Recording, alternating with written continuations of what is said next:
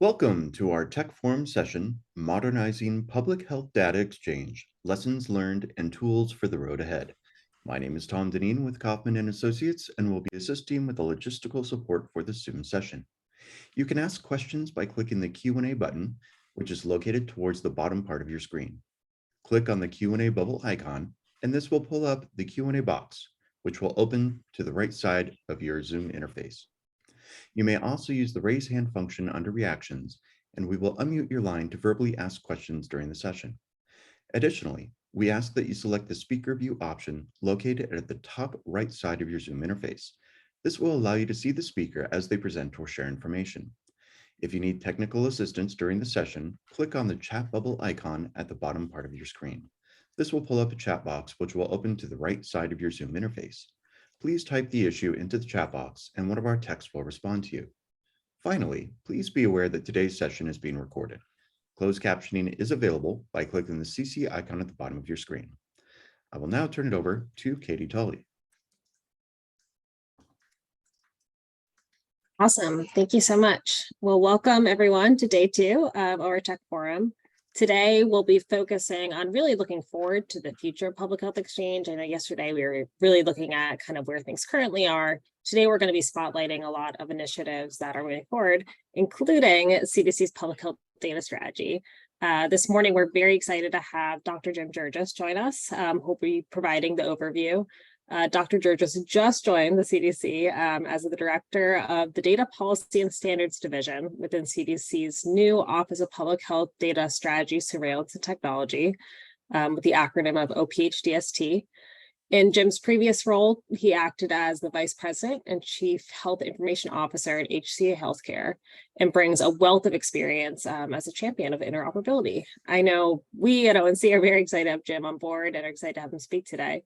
And with that, I will pass it off to Jim. Thank you. Can you hear me okay? All right, thanks for inviting me. You were partially correct, Katie, there. I'm actually starting in 3 days, so I'm really new. I'm fresh off the factory line, as they say. Thanks for inviting me to speak here. And what I want to cover is the CDC's public health data strategy, a little bit of the history. But first, as she mentioned, I'm a physician from HCA. CHIO there in the past. And before that, I was at Vanderbilt as their CMIO and Director of Internal Medicine.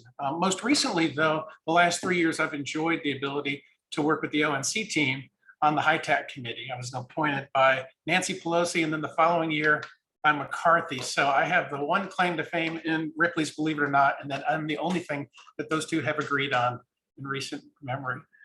So let's go to the next slide.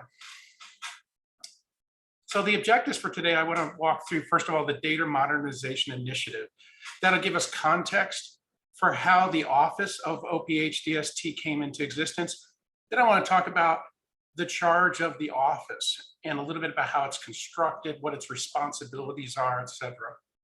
And then that'll tee it up for us to talk about public health data strategy. And I'm going to do that on three levels. One is the high level of the vision and mission, and how it fits within DMI. But then also we're going to get down to brass tacks to get to objectives and then tactics and numbers, et cetera, right? And then last, we'll end briefly on emphasizing what some of the ONC, since this is an ONC sponsored session, what some of the priority ONC CDC partnerships are. Next slide.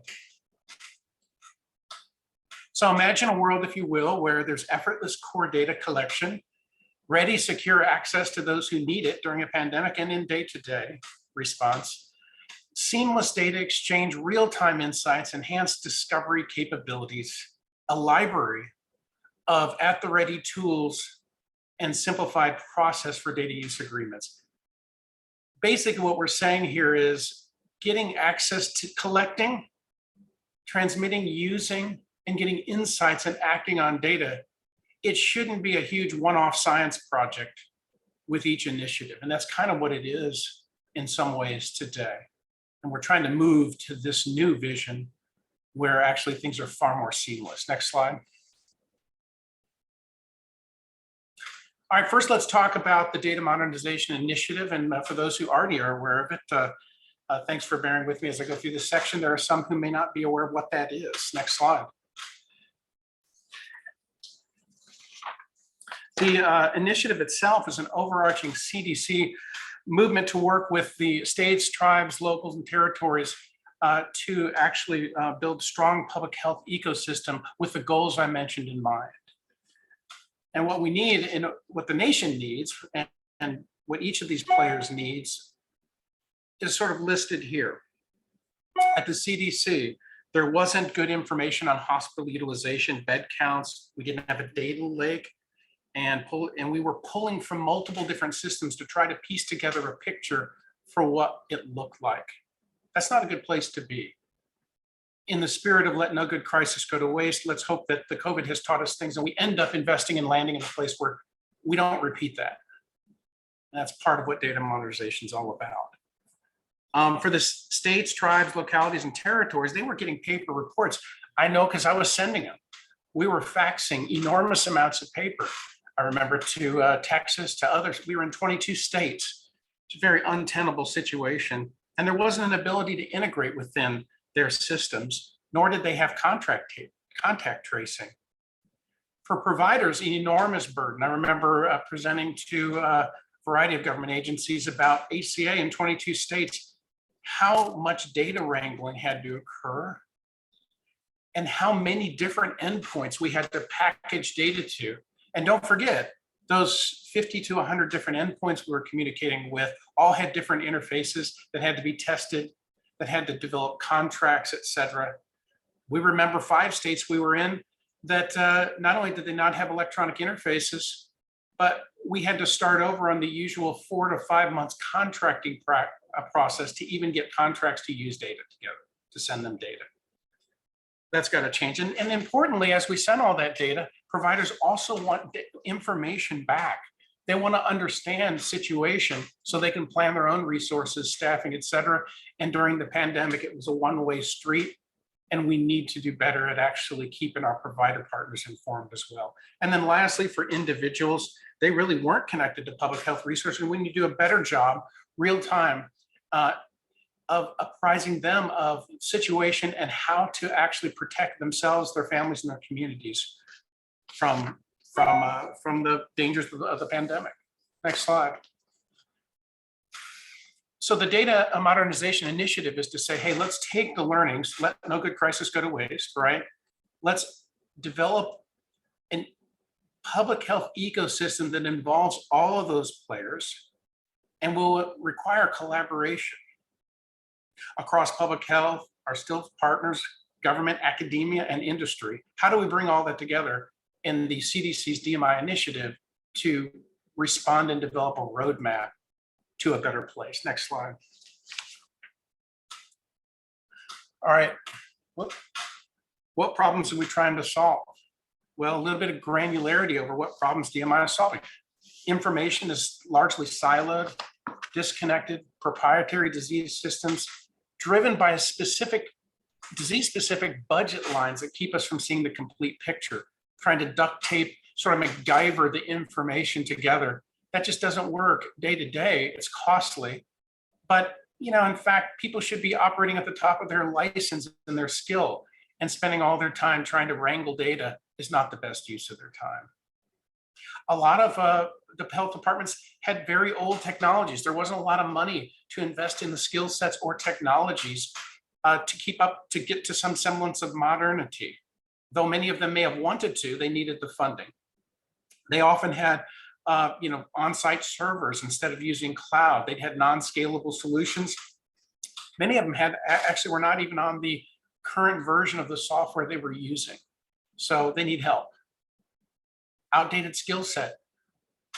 Clear, lots of surveys have been done during and after the pandemic, assessing what the informatics and technical skills of people in public health departments were.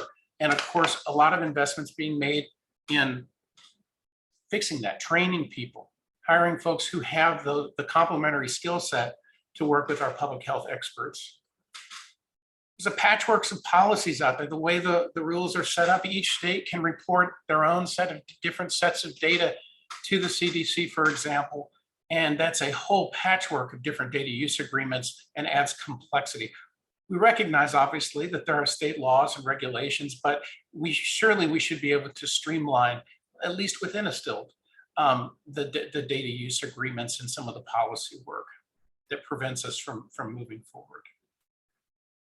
Heavy burden for providers, we mentioned. Obviously, a solution needs to reduce that burden. A colleague of mine, I was point on COVID reporting at HCA, 185 hospitals, 2,000 clinics. And the person I worked in partnership with to develop the reports to this day, today as we speak, 365 days a year, including weekends and holidays. She gets up every morning just for the federal reporting and does 1.5 hours of work to validate, wrangle the data, and prepare it to send. And that's not even at the hospital level. So we've got to improve. And that's one of the reasons we rejoice at working with the ONC, because healthcare, it's got to be a win-win for providers, for our stilts, and for the federal government. And right now, public health is not a healthcare data ecosystem. It kind of got left behind, a lot of, understandably so. With the Recovery Act, there was a burning platform to create jobs and stimulate the economy, and out of that came meaningful use. And so a lot of that was ONC and CMS partnering to develop incentives and certification to bring healthcare up into a more modern era, and it's well in flight. Public health was left behind there, and I think now is the time to reinvigorate that with the current crisis that we're coming on the heels of. So the DMI, the Data Modernization Initiative, led to the director bringing together a group of senior leaders to say, well, how are we going to get this done? And as a result of that, one of the recommendations by those leaders was to create a new office within the CDC, in the office of the director, to help coordinate and be accountable for developing the strategy and working across all these different partner organizations to develop a strategy and manage to it. Next slide. All right, so that's sort of the intro. Now let's talk about the office itself. For those of you who are unaware of it, the Office of Public Health, Data Surveillance and Technology, OpHDST, it rolls off the tongue. Next slide. Dr. Jennifer Layden is our leader. She's been at the CDC for 2 or 3 years, came from Illinois before that, very capable leader who developed and proposed this strategy. And the Moving Forward initiative was one of the initiatives that led to the development of this strategy in this office. And you can see on the right-hand side here, the immediate office of the director of the CDC. Underneath it are the Centers of Disease Control and Prevention. And then there's these offices that are in the immediate office of the director. The OpHDST is one of 4 offices that was created as a result of the DMI work, and works in close partnership with the Office of Readiness and Response to develop strategies to make sure that public health is, all of the players in public health are better able to perform their sacred task of protecting the US population.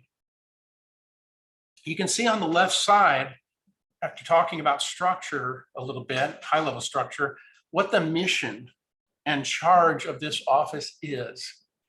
It works to address the imperative of the Moving Forward initiative, that group of senior leaders and initiative that the director put in place, tackling data, technology challenges, policy challenges in order to create accountability for public health data and technology strategy. So part of it is the convening and the driving and then being held accountable for managing, quite frankly, all of us and our partners towards that goal. To increase interoperability and improve the data standards within public health and between public health. I mean, not only should there be human understandable data that's interoperable, but there should be machine understandable data. And as early in the source as possible, that data should be mapped to a standard to reduce all of the data, lots of the data wrangling that happened downstream. A charge also includes the improving of timeliness of data. The length, the amounts of time due to a variety of things, data wrangling, policy work, et cetera, before various public health agencies, including the CDC, get the information they need is way too long. Removing barriers to accessing and using data. This gets back to part of the, can we streamline some of the data use agreements, respecting all of the laws, regulations, but can we remove it as can we reduce it as a barrier? Because sometimes it gets in the way. It's important to be secure and private, and to make sure that we are protecting the data, because the entire public health data system will lose the trust of the population if we're not very careful about data policy. But we also need to not let it be so complex that it actually creates a barrier to the sacred task of public health. And the last is to consider consistently deliver, not consider delivering, consistently deliver public health information and guide to Americans in near real time. We saw during the pandemic, Hopkins, others, where there are groups out there that did, we need to actually be able to use this data and present visualizations and tools to help the average American make it through these times of crises when they occur. Next slide. All right, we've talked about the mission, charge, or where the office sits. Now let's talk a little bit about what some of the key responsibilities are. So we have these three buckets here: public health core data systems. That's really about the data, the pipes, the infrastructure to store and manipulate data for science and for public health practice. Sitting on top of that data and those pipes, et cetera, are the technology solutions and tools that convert that data into actual information that may give insights and allow us to detect, to investigate, and to inform. Think of these often as BI tools or advanced visualization tools, but also think of them as technology solutions to actually help take that core data, standardize it, and through reusable technology, actually make it more interoperable and usable for others downstream. And then lastly, data policy, which is, I mentioned earlier, is very essential to making sure that we grease the skids, if we will, in a safe way. Next slide. All right, when this office was put into place, the question came, well, how does Jen and the leadership said, how do we actually organize the office to be successful? And anyone who's set up an office before, it's probably one of the most important decisions, because it's how you're going to actually empower people to get things done. So option A that was considered was to organize the office by skill and function. An office of data analytics, a tech development office, a data governance office. Another option that was looked at was to organize it by end user. Federal programs. Should we organize ourselves for providers, lab, our states, tribes, local and territory partners, et cetera? And then the last option, or option B, which was ultimately selected, seemed to make the most sense given the charge of transformation. And that was to organize by mission. The mission of the CDC to detect and monitor diseases, infectious diseases and otherwise, and conditions that are important. To once detected, to then also be empowered to investigate and respond. And then lastly, to inform and disseminate information within the CDC to partners and to the public. The decision was made to organize the department around the missions for a few reasons. It enables cross-cutting action towards core goals outlined in the public health data strategy. The public health data strategy, you'll see in a minute when we pivot to that, actually mirrors some of these missions and responsibilities. That provides end-to-end ownership of key capabilities, empowering the components to find the best way to meet the mission.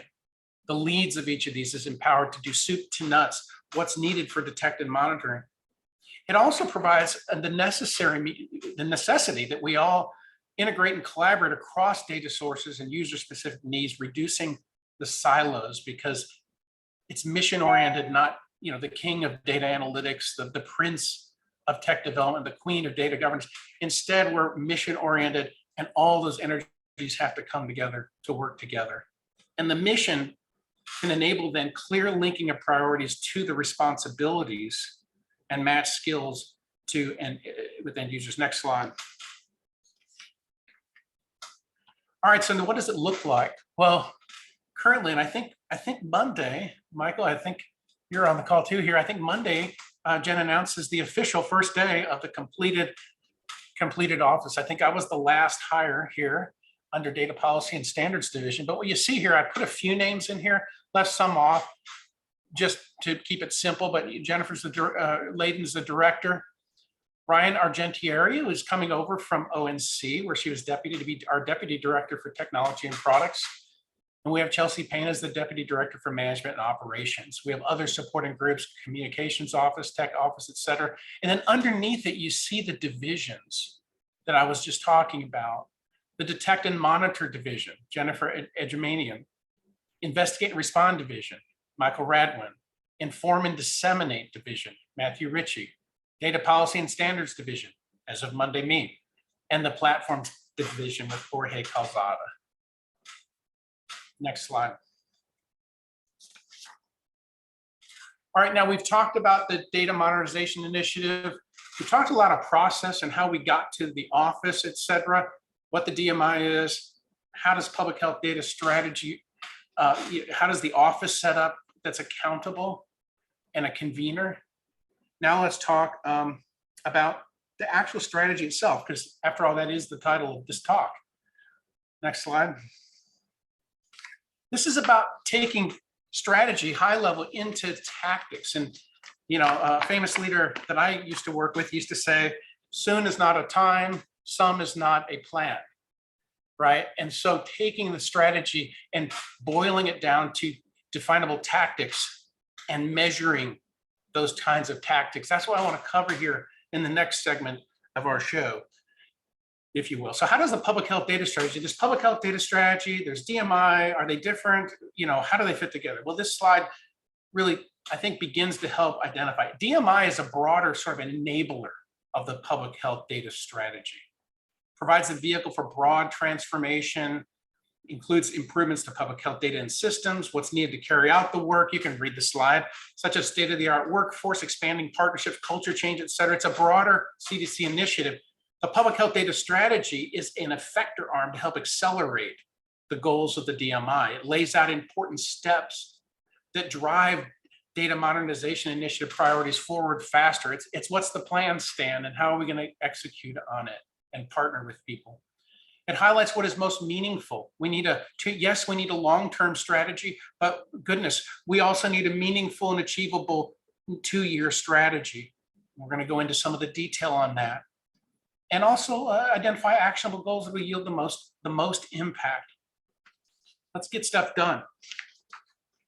Next slide.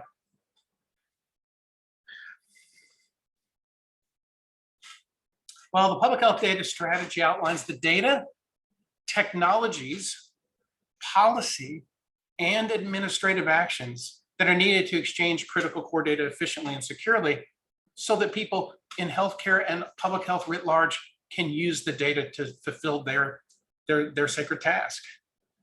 It's designed to describe a path to address gaps in public health, so we're response ready, can promote health equity and improve outcomes for everyone. Next slide. So that's what it's attempting to do in its scope. Now, this is an important slide because for those of you who study organizational strategy, you got the vision, then the mission, and then you develop objectives, and then you develop tactics underneath it. And your organization needs to support that. What you're looking at here is the mission/objective slide. So on the left-hand side, you see the missions we talked about: the detect and monitor, the investigate and respond, inform and disseminate, be response ready. Okay, we added that one in there, but that's the ultimate goal. So we're response ready. The objectives or goals here, and remember this, you'll see in the next few slides, a 1, a 2, a 3, and a 4, because we're going to then map the tactics back to these objectives that are meant to serve the mission on the left. All right, mission on left, what are some of the objectives? Well, you see here, strengthening the core of public health, more complete, ensure that core data sources, and we can talk about what core, there's data writ large, but then what are the most important sources that we need to focus on initially? I'll talk about that in a future slide. Ensure that it's complete, timely, rapidly exchanged, and available to support the integrated ability to do the mission. So 1 is strengthen core of public health data. Number 2, accelerate people's access, secure access, to analytic and automated solutions to support public health investigations and advance health equity. You'll see what I mean when we get to a few examples of that. But really, it's about making tools available so the STILTs and other public health decision makers can better use the data without it being a science project every time, where they have to overly wrangle the data. It may mean analytic tools, self-serve, for example.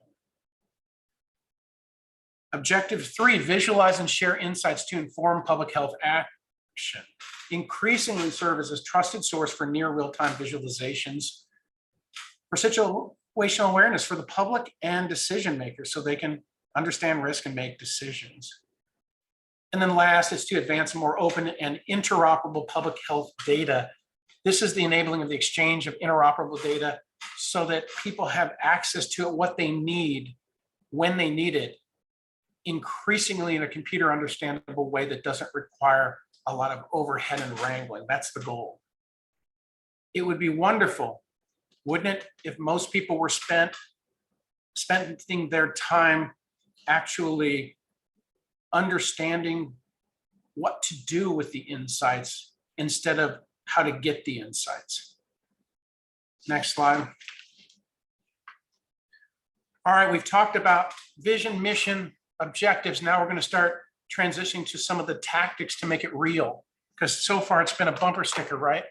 It's been a high level slogan. Well, soon is not a time, right? And some is not a plan.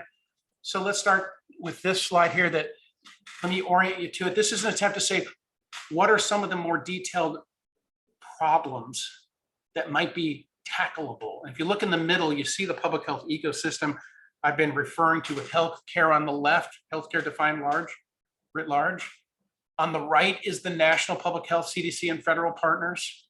At the top are the states, tribes, localities, and territories, and at the bottom is the public health. Those are the key stakeholders.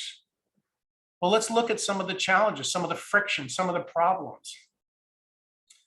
Upper left, 70% of healthcare organizations are using faxes to send or receive care records. I'm old enough, but I bet you most people on this call are not old enough to remember when fax was actually a really cool advanced technology.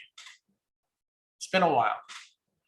It's not, it maybe is human understandable. It's certainly not computer understandable, but it's not even human understandable when in the middle of a pandemic, HCA, where I worked, was sending enormous amounts of faxes to one of our state public health departments. What army of people is going to sort through those faxes? Number two, up to 80% of epidemiologists' time is spent cleaning data because of the non-interoperable systems. It would be great if we got that down to 78% of the time, just kidding. If we got that far below 50% of their time, imagine the higher value use of their time. 30+% of COVID-19 cases are missing data on race and ethnicity. Now, that's not just a data interchange problem. It's partly a data standards problem, but it's also a collection problem. It's really tough to collect that. How can we make that better? Because if we're going to pursue and understand health inequity so that we can maximize health equity, it's imperative that we do better there. Lower left, 6+ months often needed to develop and potentially rework data use agreements. Wow, that's a lot of time. I was amazed during the pandemic when we were all moving quickly. And what I found is that technology was less of a barrier, even with all of its ugliness at the time, than the amount of time it took to do the typical process of redlining data use agreements back and forth between states and us. We got to do better. 12+ months for data on some reportable conditions to become available in national data sets. Wow. Rear view mirror is not that helpful when you're trying to make decisions. We need to be looking forward and getting real-time present data, but not just the data. No, data doesn't help anyone. It has to be converted to information and then converted into knowledge. And then knowledge applied to a goal is wisdom. We're after wisdom. How do we make wise decisions about resources and approaches in the middle of a pandemic? It can't be 12 months. 3 months between first reported domestic Mpox case and CDC data access agreements. So I can see there's a lot of, good news, bad news. Good news is there's a lot of opportunity. Bad news is there's a lot of work ahead. And this requires coordination. Next slide.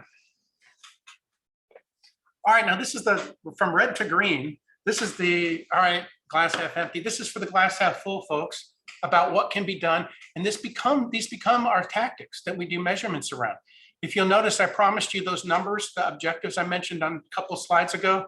You see 2, 2, 4, 3. This is where we start mapping the problems to the objectives of the office to meet the mission, and we can develop plans around that. So let's take a look at a few of them. Increase the ability for states and states to automatically exchange data with the CDC. This is getting from fax to ECR, for example, electronic case reporting. Can we pivot people to that system that was created? Thank you, COVID. And that maps back to accelerate access to analytic and automated solutions to support public health investigations. That's objective 2. Also in that same objective, time saved on data cleaning and analytics through reusable technologies, enabling epidemiologists to focus. This could be reusable technologies to help parse data, for example, and do some of that data cleaning so every single site is not having to do it on its own. Mapping with objective 1, strengthening the core of public health data. Data on demand enables health disparities analysis. This is the data mapping part of that. Mapping to advancing more open and interoperable public health data, objective 4. That's the lower left, faster sharing of data through language and terms for data protection and use. So you get the gist here. Number 3, American public has near real-time awareness of the status of high consequence diseases. And then, reducing the time. So this maps back to the last slide, and it all maps back to the mission. Wanted to spend a little time on this so that people come away with not just a high level, but a little bit more granular sense of, oh, I see where the opportunities are, because they have to be mapped to real world problems. And they have to be doable within 2 years. We can't wait. Next slide. All right. As we get more tactical, the slides get busier, right? I'm not going to read this to you, but again, if you'll notice the 4 objectives along the left here and a reminder in the blue of what they are, here's some examples of how do we convert this into measurable milestones. So here's an example, strengthening the core of public health data. Remember the faxing and how we'd like to move people to electronic case reporting now that we have it? Well, a bullet number 1, we could develop milestones and plans around that the states, tribes, localities, and territories have reduced reporting burden as case data are electronically reported in a consistent format using that approach. That's an example for you. Another is that the public health labs can forecast needs better with integrated electronic ability to see the test orders. Wouldn't they like to get a heads up if they could see the orders being placed for before the samples actually arrive so they can actually plan better? And there's the list goes on and on here. I think people will get a copy of this deck. You're welcome for not walking through each one of those because that could be laborious cognitively. But you can pick out your favorite ones here and get a sense of what kinds of tactics with measurement and milestones and goals we're after. Having said that, before we go even deeper and show you an example of a few of the actual timelines and measurable goals, next slide, let's pivot and say, we keep talking about core data. What is the core data? Well, why core data? Well, you can boil the ocean, right? But we got to start somewhere with focus. And the core data is data that's highly usable and highly valuable for recipients downstream to use. It's the case data representing comprehensive disease and condition information used by public health, right? To know who's at risk, disease burden, outbreaks. Laboratory data, including test results, enables public health agencies to track disease trends. Emergency department data for emerging conditions that are coming out of clinical diagnoses, signs and symptoms collected in the emergency department, the Essence module. Vital statistics data, birth, death data to understand disease severity, mortality, trauma, and toxicity that might be an early signal into a larger public health emergency. Immunization data that capture to understand coverage and support calculating vaccination levels and trends. And then lastly, healthcare capacity and utilization data for healthcare resources, including staff, beds, equipment, et cetera, to understand the healthcare system stress and disease severity to inform resource allocation. If anyone didn't know what that bullet was before COVID, you'd have to be living in a cave to not understand the challenges hospitals had in understanding this. A good example of that, when I was at HCA, 185 hospitals. Within HCA, we developed data systems to track ventilators. How many patients were on a ventilator, life-saving ventilator? Which hospitals were running out of ventilators, and the number of sick patients was going up. That enabled us to move ventilators from areas of the country where we had hospitals that didn't have much COVID and transport those ventilators to where they're needed. That's an example of what can, and what can happen upstream from that at the suppliers level is making sure we understand capacity utilization so we know how to apply resources and save lives. Wouldn't it be horrible to have someone die of COVID just because we didn't have a ventilator, for goodness sake? And so we need to track that. Next slide. I told you they'd look busier, but never fear. My verbalization of this will keep it high level and simple, but I do want to, again, go back to the public health goal or objective here, strengthening core of public health data. Let's talk about the case. Look at bullet number 2. Moving from fax to ingesting electronic case reporting through the system I mentioned that's automated. That tracks back to that goal number 1. Our goal by the end of 2023 is to have 32 jurisdictions ingesting the ECR data. I think as of September 15th, we're at 31. Let's take a moment of pause and applaud, because that's 31 jurisdictions that are not using paper.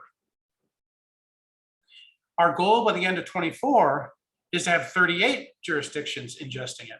I'm hoping we hit it way out of the park on that one and do better than 38. Another is, one of the things we were articulating from the provider side was we can't have all these point-to-point where hospitals, hospital systems are reporting to 22 different states, different localities, federal government, please on lab. So we can't babysit all those interfaces. Burden providers. Let's have a trusted intermediary and let them connect so that we're connecting to one well-informed group who understands the technology and doesn't have variation in their abilities. Let's report to a trusted intermediary like an AIMS or ReportStream or an HIE for lab data, and then have public health get the lab data from it.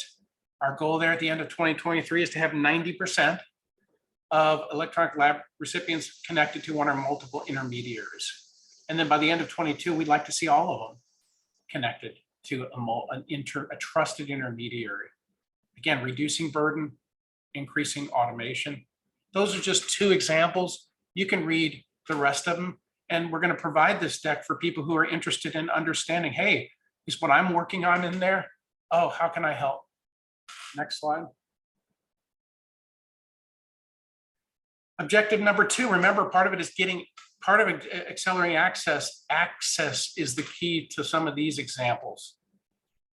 Accelerating access. So we often don't get e-case reporting from critical access hospitals who may not be connected with e-case reporting. So our goal is to increase critical access hospitals that are in production so that for health equity purposes, we're not having people who live in rural areas that have critical access hospitals. They're not left behind. And so there's a big push to increase the number of people that are connected to that. And by the end of 24, do even better. We'd like to do far better than that. So if you're somebody who is working with critical access hospitals, encourage them to engage here, because I think that'll be a win in multiple different areas, including health equity. Reusable technologies to link multiple data streams. I think Michael Radwin's on the phone here. One of our goals is to make it available to all jurisdictions and deploy by at least one still, saving time for epidemiologists who are currently spending 80% of the time, remember that, on data cleaning. And we'd like to see in 24 multiple stilts be using the multiple data streams, case lab, it's for multiple data streams. Next slide.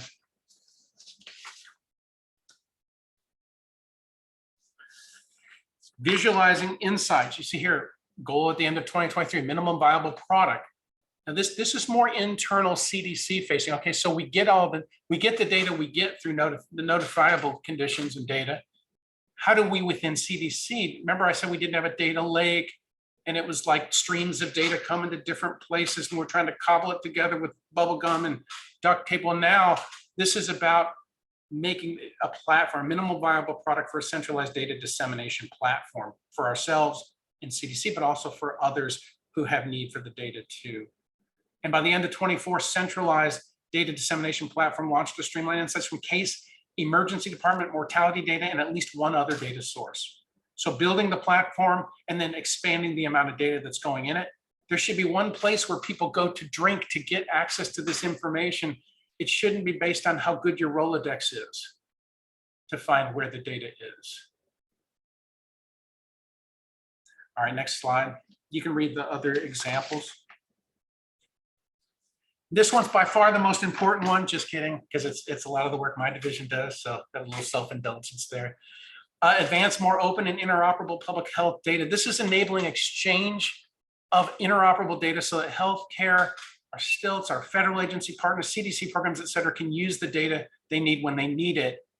It's about early in the source, as early as possible. It's about defining the core data, defining the standards, terminology standards, exchange standards, et cetera, so that the information is more immediately useful without a lot of wrangling downstream. It's also about policies. It's about access, making sure the data and its meaning, not just human understanding, but computer understandable data, flow most rapidly, securely, in ways that are usable to all the different downstream folks that need to use it to do their job. And so here's a couple of examples. CDC selects a QHIN. So we're committed. We're so excited to be working with the ONC and have Ryan Argentieri come over, who was deputy over there and now is here. The ONC has done a tremendous amount of road laying. They've set the table. Because of the Recovery Act, so much has been done in the data standards, the interoperability standards, building infrastructure for sharing information, having qualified health information networks communicate with each other. They've set the table. It's time to eat. And what we're eager to do is say, remember how I said public health was left behind? Well, now's the time to step up. And I hope what you're going to see over time is increasingly benefit to public health to use that and other data as well. And so we're committed to identifying a couple of use cases and establishing a pathway for data exchange between QHINs and working in the end of 24 with 2 use cases. So that's an example of some of the efforts to help connect us to the national infrastructure. Standard language and terms for data protection and use. This gets to the policies and standards, and we have goals for that too. For example, in the end of 24, data access and use under established language. So can we modularize some of the language, and can we make it more streamlined, and can we get that out to at least 15% of funded states and territories for core data sources, including case data, by the end of 24. You can read the rest of them. Next slide.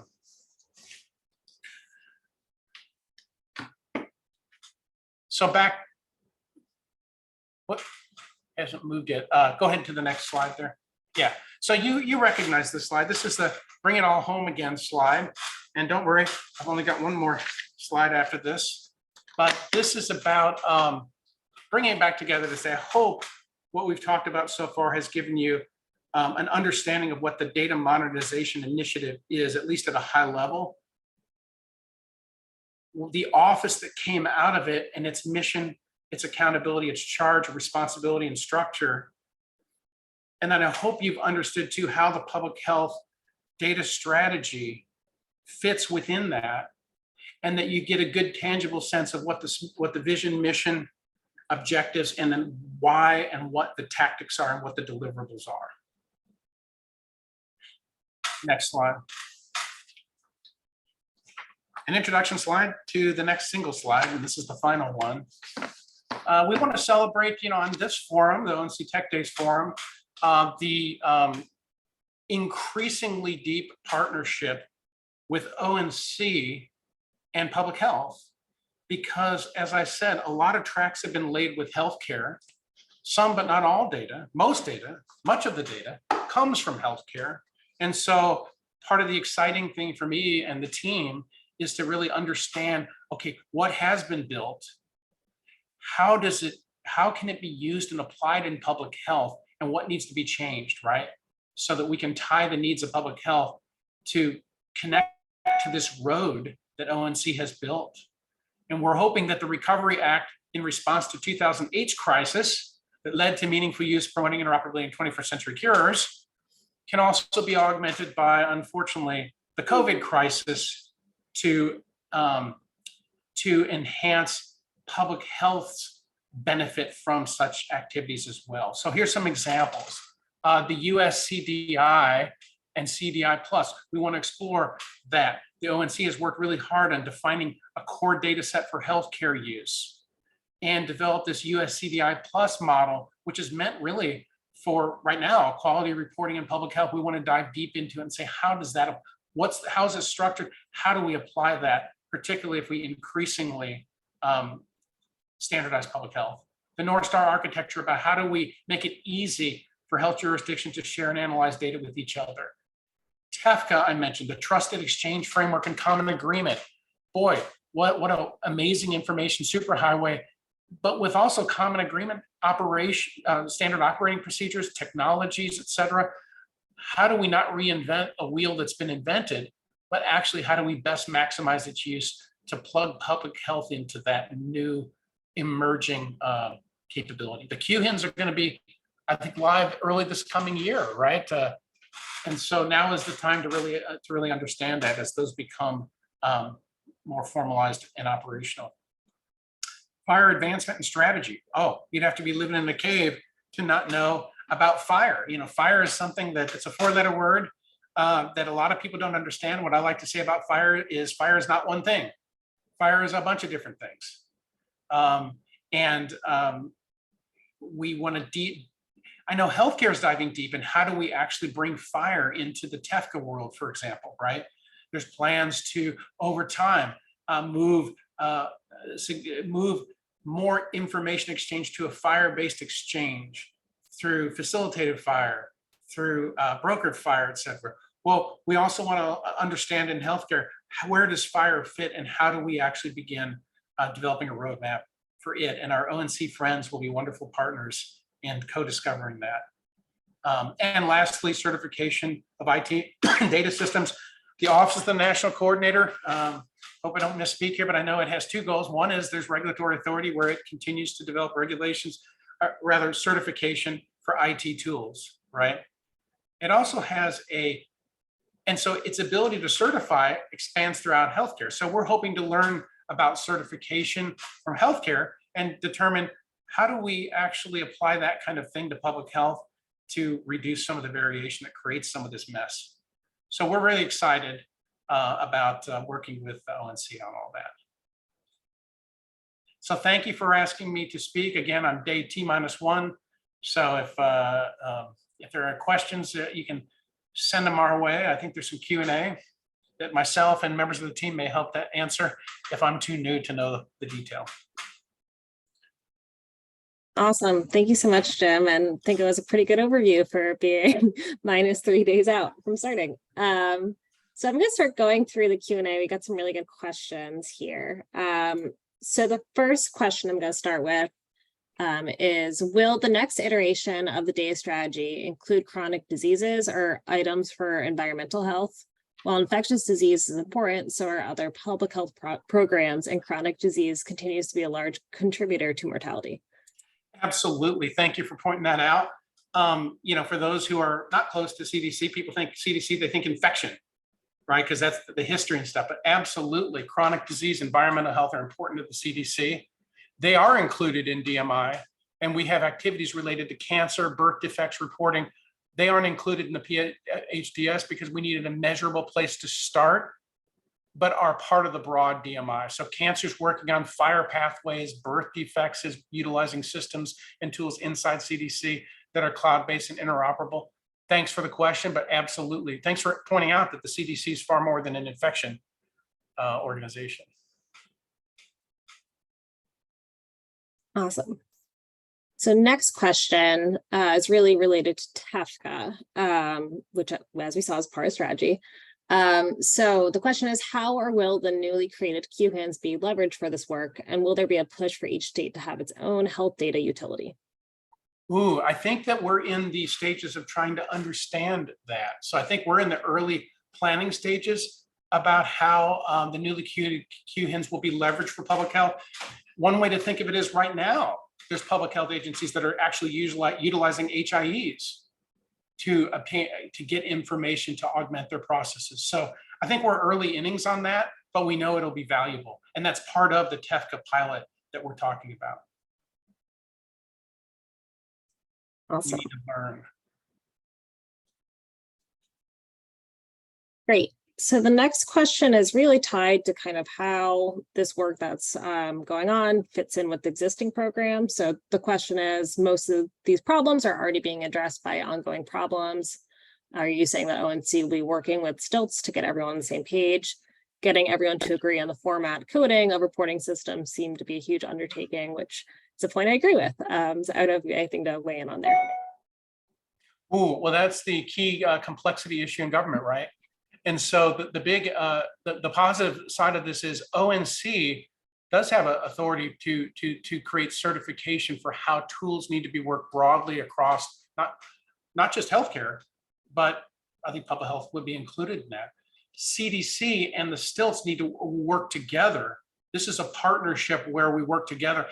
It's not that CDC, this office has all the answers. It's that in part we're conveners so that we can bring together the strength of CDC, the needs of the STILTs and others, and the CDC together to develop plans for that. So, yeah, there's a lot of work going on right now. And part of the challenge is, that's why we want to start focused on core data. Let's define specific programs, learn, and then build on it. So I know it's not the answer. I don't think we have the roadmap yet for which programs will be altered and changed first, second, and third beyond the 2-year strategy. Great. So the next question I think is really tied to an earlier question that we received about how this effort, there's going to be reporting into CDC, improving that piece of the puzzle, but how will some of those reporting pathways into CDC benefit STILTs? And the follow-up question was, is the vision that CDC will receive data electronically and support STILTs by making the data understandable and usable for local response? So I think this kind of gets into some of the shared platforms. Yeah, let me be clear about it. When we say public health and stuff, CDC has two hats here. One is to understand what the needs of the CDC are for the CDC specific charge, separate from the states, right? Which is different. It also is to help the STILTs actually have the information flow from healthcare to the STILTs and help be a convener to actually drive some of those standards, create some of those tools that many of the STILTs may not have the resources to create, but will be delighted to actually have parsing tools, for example, or self-serve tools. It's to create capabilities for the STILTs to, it's not for the CDC to get all the data and then give it to the STILTs. It's quite the other way around. It's really, the important job of acting on public health is at the state, territory, locality, and tribe level. CDC wants to help with the technologies, working with ONC as well, to actually make it easier for them, not to co-opt the data and have it flow back to the STILTs. Awesome. And then one more question from our Q&A box. So just, I think, one clarification. When we go back to the core data sources, I think there's just a question about what we mean by the ER data that is highlighted there. So the emergency room data. Can you expand on kind of how that can be used for response? You probably have good insights right from your previous role as well on this. Yeah, I think that syndromic surveillance, what we meant by that was, the Essence product, for example, syndromic surveillance, that's what I meant. I didn't mean to say broader than that. That's part of the core data, is that data that's traditionally been collected for surveillance purposes. And I just want to point out too on the previous question that the e-case reporting, that is a STILT product that's interacting with the AIMS platform. And the CTSC is heavily engaged in defining those requirements, et cetera, right? So that's what we meant by that. And then the ER, we really meant syndromic surveillance. Okay, well, great. I think those are all our questions in the Q&A. I'm just looking at the chat really quickly.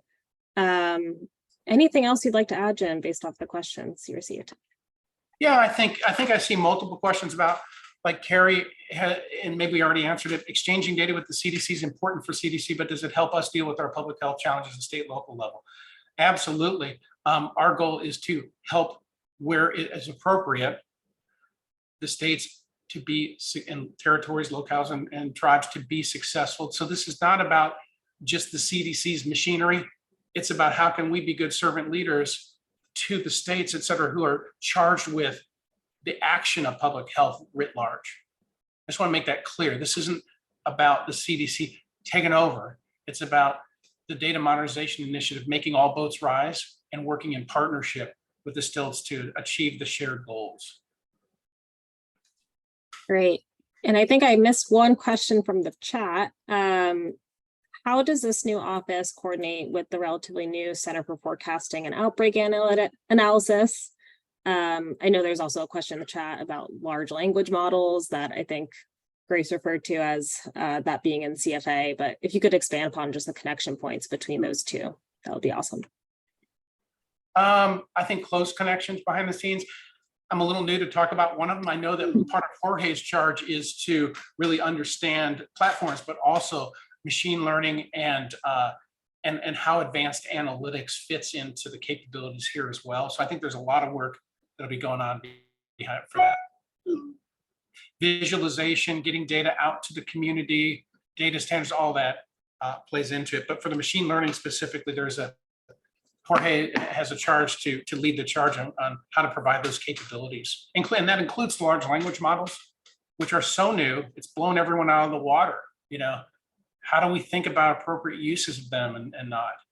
You know, how do you, for example, equity of care, you know, we know many advanced algorithms are only as good, or let me rephrase it, are only as bad as their biases in the data and their design.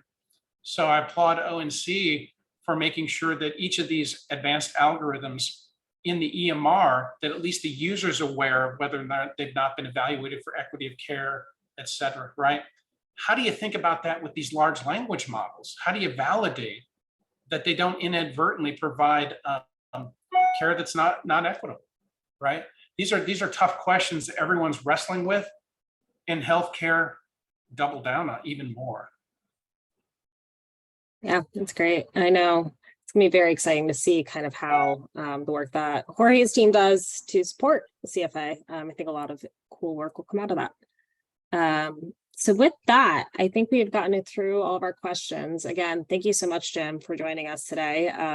Again, did a great job when you haven't even started yet. And with that, I think we'll be wrapping up the session. Up next, we will be having a presentation on USCDI and USCDI Plus at the top of the hour. But yeah, Jim, I don't know if you have anything else to add aside from that. Thank you so much. Oh, thank you.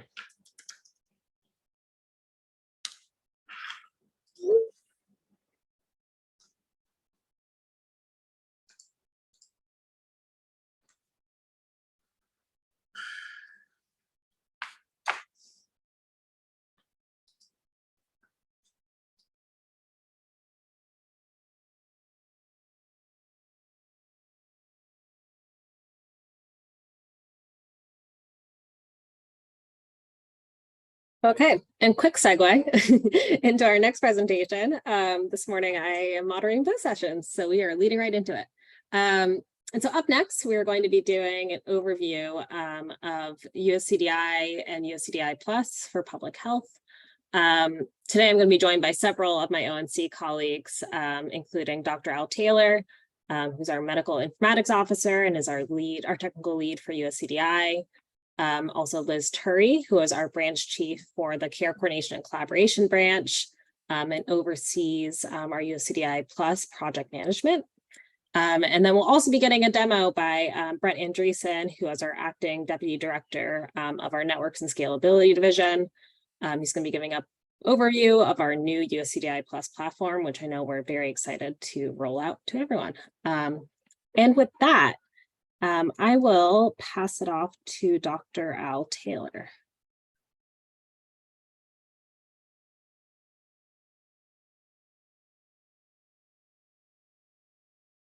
Is my audio okay now? Yep, we can hear you. Okay. All right, can you start the next slide? Again, my name is Al Taylor. I'm a medical informatics officer at ONC, and I have been the US CDI technical lead for the last almost 5 years. So before it was even US CDI version 1, I've been that person. And I'm going to talk today first about US CDI version 4 and the version 5 update that is underway. And that'll provide a segue to the US CDI Plus discussion. Next slide. We're going to, well, we just talked about that. That's what we're going to do today. And next slide.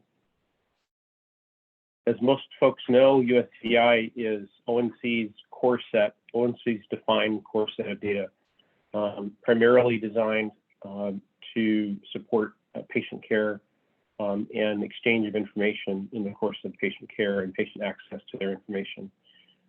In addition to being that defined core set for patient care, it also provides a baseline that other programs can use as a base if additional data is needed for that particular purpose.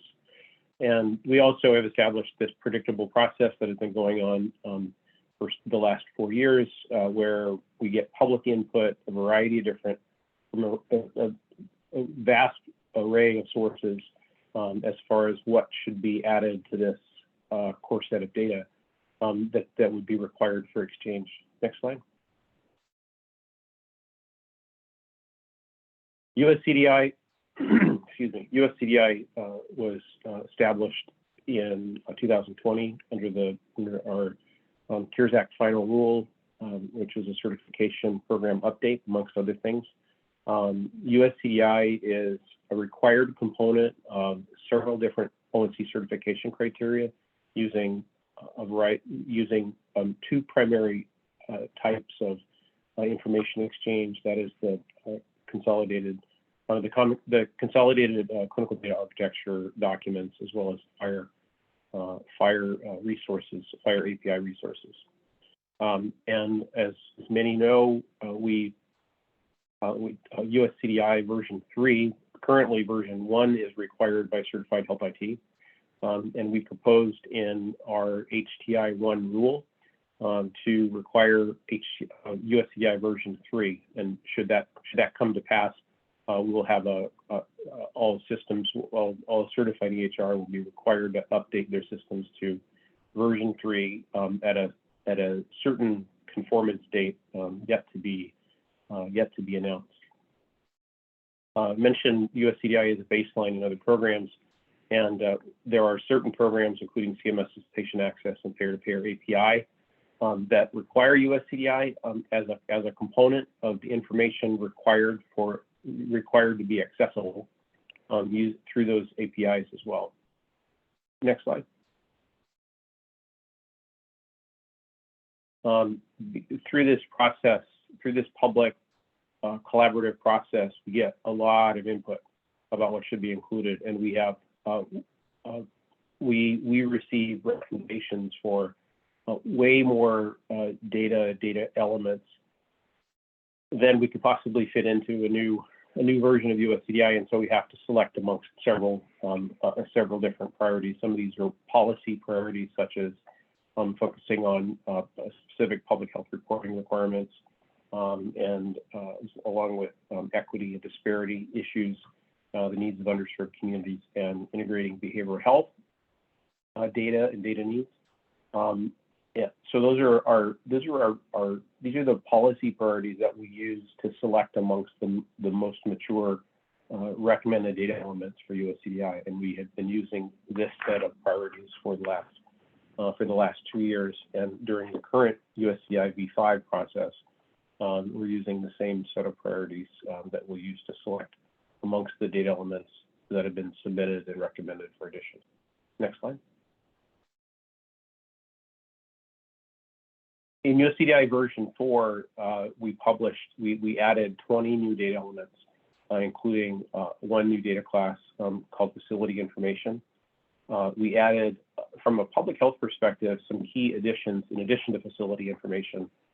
We added a significant number of elements related to laboratory, and these include data elements that facilitate interpretation of lab results, along with communicating information about the specimens submitted for testing. We also added a procedure data element called performance time, which can be assigned to any number of different procedures, whether they are lab procedures, or other medical procedures, just to convey, the particular time something was performed, especially when those procedures are performed serially, to make sure which procedure you might be referring to. We also added data elements. We also added some additional specific health status assessments around alcohol, substance, and physical activity. And we started with 2 data elements related to the advanced care planning process by adding data elements that capture a patient's preference around medical interventions along with their care experience preference. And then 2 new medication data elements will be useful for capturing a really more comprehensive set of information about exactly what the patient is taking at the time of an encounter or at the time of accessing the record. These 20 were added to the existing USCDI version 3, and if you flip to the next slide, this is the whole summary. Not going to read through all of it. I thought I had a summary slide for this showing all of USCDI version 4, but we can drop the link into the chat as soon as I'm done talking. I can add that, or somebody can do that for a more comprehensive view. I've talked a little bit about the data elements related to public health related data elements in the last slide, and I'm just going to go through and see. This is the level of detail that we provide as we add new data elements. So next slide, please. Talked about encounter identifier, which is just an additional bit of information about a particular healthcare encounter. Next slide. These are the additional new data elements for facility. If you go to the next slide, I think these are the lab data elements that we added, and to provide just a richer set of information about the details of the lab. These particular data elements that were added were all required by CLIA for lab reporting, and so that information will be also communicated into the patient record, the main patient record, and exchanged with that information as well. Next slide. I mentioned performance time. I don't have to go through that again. I'll have to go to the next slide. There's my summary table. Okay. Again, not going to go through this, but this is USCDI version 4 as it stands now, and it was recently published in July of this year. Next slide. And this is a graphic that just shows the progression of USCDI, how it has added data elements related to not just public health but to other areas. This was our starter set from 2020, and the next slide is version 2, where we added one of probably the biggest news with USCDI version 2. Next slide is the addition of the SOGI and the S2H data elements. But we did add, so we expanded into several other areas, including adding specific bits of information like diagnostic imaging and other clinical tests. Next slide, 2 slides, please. USCDI version 3 added a significant number of equity-related data elements. And as I said, is proposed to be required in our recently published proposed rule, HTI 1. This date, December 31st, is tentative. That was the date that was included in the proposed rule, but that date has not been finalized yet. I just want to make that clear to everybody. And one more slide, please. We talked, 4 slides, please. 3 slides forward to get to this last one. Okay, and this is, we just talked about USCDI version 4 in total. we added and the data elements that we added to that. And so this just shows the progression and something of some shifting priorities. In some cases, we got more specific as to what areas we would focus on when we published USCDI version 3 and USCDI version 4. And next slide, hopefully that's the actual next slide. Okay, and next one more, please. All right, if somebody hasn't been to the eye doctor yet, this is your eye test. This slide attempts to wrap up, kind of combine all of the processes that happen with USCDI, but there's only a couple that I want to point out. One is where we are right now. Like I said, in July of this year, we published version 4, which opened up a period where we are receiving submissions for new data elements for version 5. In addition to the submission process for version 5, we also are collecting comments on data elements that were submitted in the past but were not added to USCDI version 4, and to potentially reconsider addition to version 5. The comment period closed on Wednesday, and we're in the process of cataloging all of the comments and all of the data elements, and then we sort of turn inside to go through, sort through all of the submissions, all of the input, to determine what we will propose for USCDI version 5. That comes in the form of a draft version of the slides of the standard that we hope to publish in January, and then we'll receive additional feedback on what we put in V5, and then publish the final version again, hopefully in July of next year.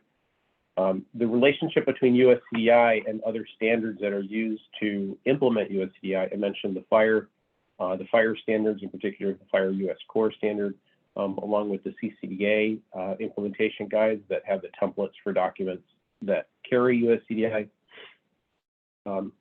Those, we go through a process. Those latter two standards are currently being updated to reflect the changes in USCDI version 4. And once those are finally published, hopefully in about mid-spring of next year, we will consider the set of those three, and hopefully be able to make those available for EHRs or other health IT to voluntarily update their systems to those new versions of V4, so that implementers and users can start using the additional data. Because of the timetable because of the amount of time it takes to update those standards, USCDI, any version of USCDI is not really available for updates until those implementation guides are published. So that's why we publish V4 in this summer, and then we hope to have it available for updates, but not until next summer. So there is a lag there because of the standards development timetable. The next slide, please. And that's it. I'm going to turn it over to Katie. Help me out. I'm going to turn it over to whom? I'm done. I'm going to turn it over to Liz. It looks like, and but I will be standing by awaiting questions, and I'll try and respond to some Q&A if I can. Thank you, Liz. Take it away. Thanks, Al. So my name is Liz Turry. I'm the branch chief of care coordination and collaboration. My branch is responsible for coordinating across USCDI plus domains, which I'll describe in just a second. Next slide, please. Next slide, please. So what is USCDI? USCDI is a program that looks at use case specific data needs that sometimes are not fully met by USCDI. And I've seen in some of the Q&A and chat that there are questions about how USCDI relates to specific programs. And this is where USCDI Plus comes in.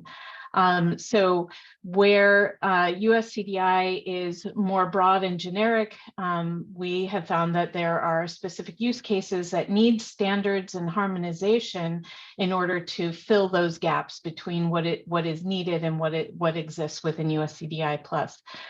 We have found that this is true across a number of domains: quality, public health, maternal health, behavioral health,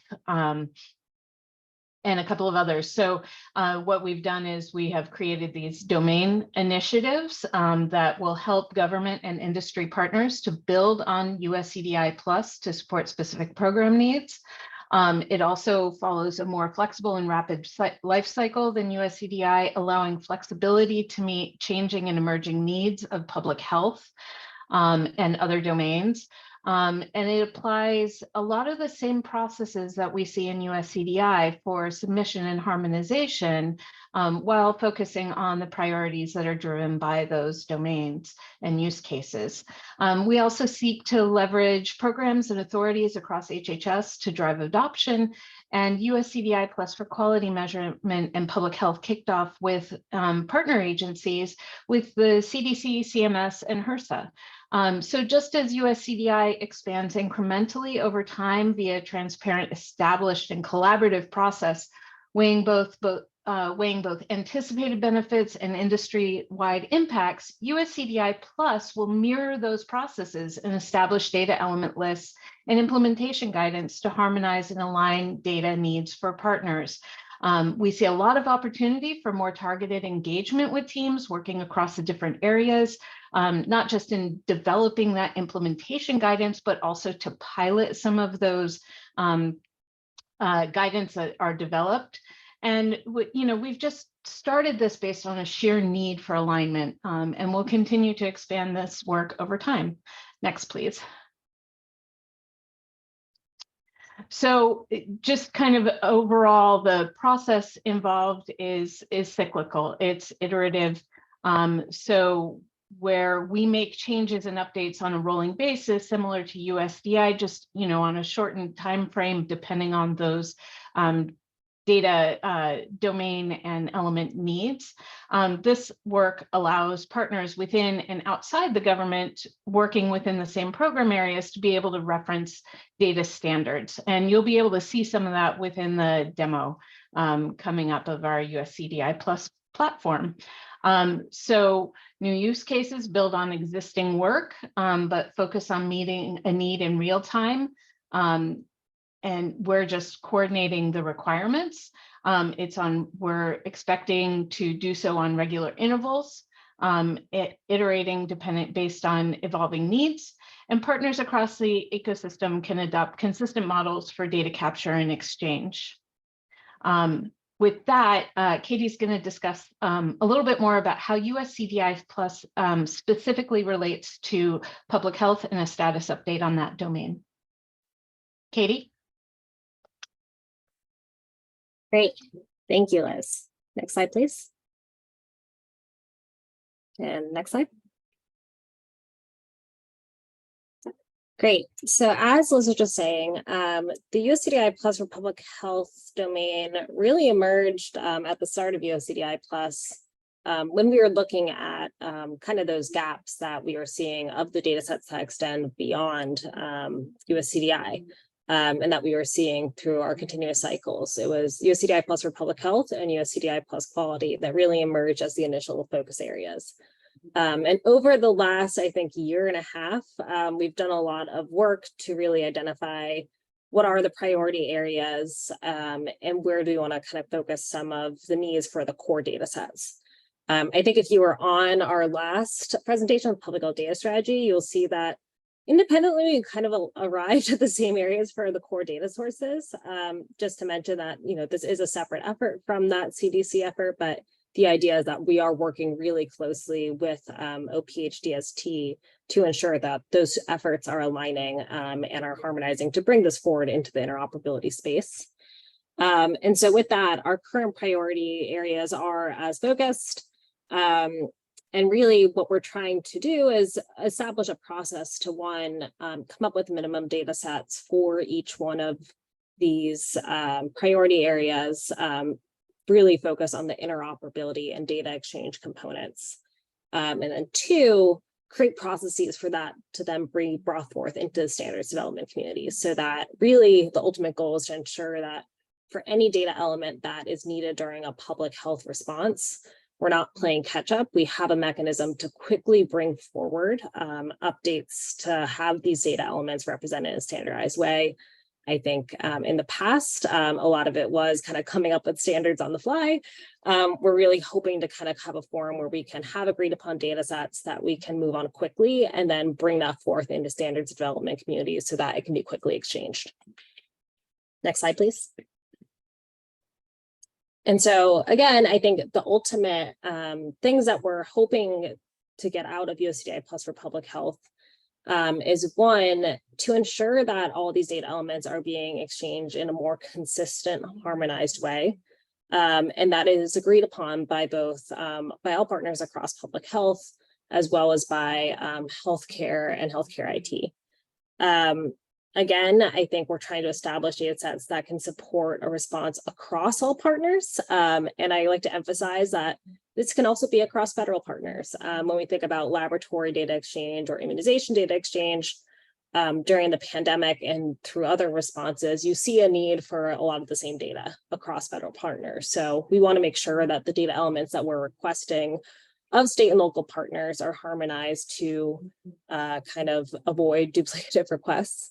And then 2, to ensure that the data is consistently captured and sent up so that, again, we can help have more consistent data to enable better comparison of data and to really support more harmonized response. This third point I hit on already, but again, this is a point I like to emphasize, that USCDI Plus really is intended to be able to be a bit more flexible and rapid than USCDI. USCDI, due to our SBAP cycles and things that Al went over earlier, is needed to go on a yearly cycle to also minimize burden for the vendor community. We wanted a process where we can move as quickly or as slowly as we need to adjust to the ever-changing needs. So if there is another public health emergency or need that emerges, we can get a harmonized data set out faster. And again, bring that forward to a standards community. I think we all can understand that during an emergency as well, and we're trying to get a lot of this data exchanged. As if we can make it automated and we could get it standardized, that will improve it for everyone. So just to say that we can move as quickly or as slowly and move on these cycles more rapidly to make it a more iterative approach. Again, I think for the 4th point, we're really thinking about how we can look at these core data sets to also look across how we should be prioritizing different efforts within public health.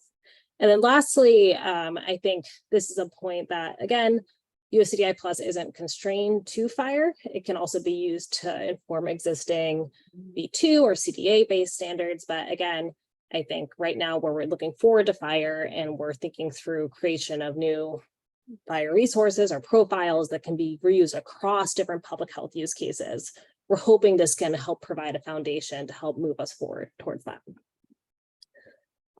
And next slide, please. And I think we're actually going to be moving into a demo that I am going to be covering for Brett, as he unfortunately has lost his voice today. So give me 1 second to share my screen.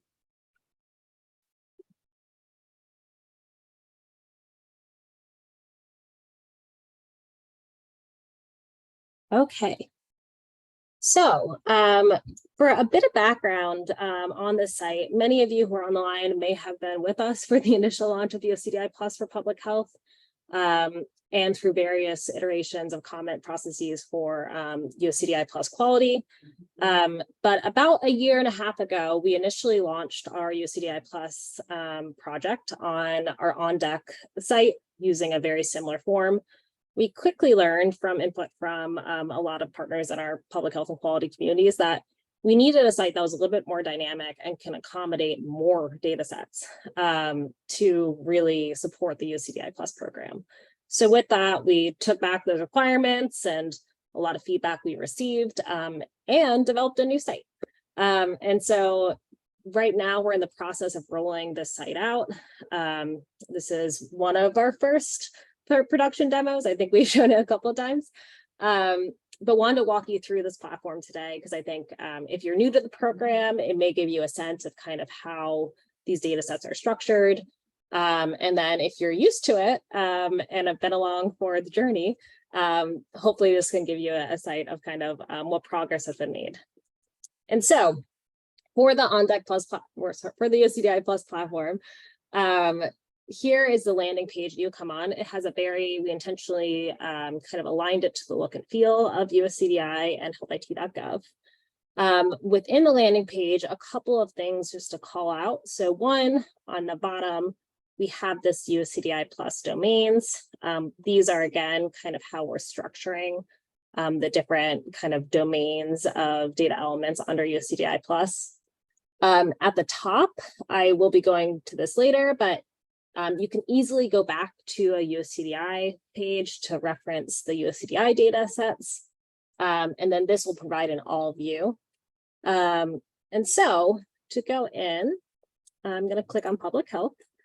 And so once you click into a domain, immediately what you'll see will be these individual use cases or data sets. So when I was talking about the priority areas, these are kind of the complete data sets to represent that given use case. Under this, you can see that. And then you can see under the details tab, all the data elements across all of the different data sets. I know it's one thing we had received where you want to be able to see everything across all the data sets, and under this details view, you can see that.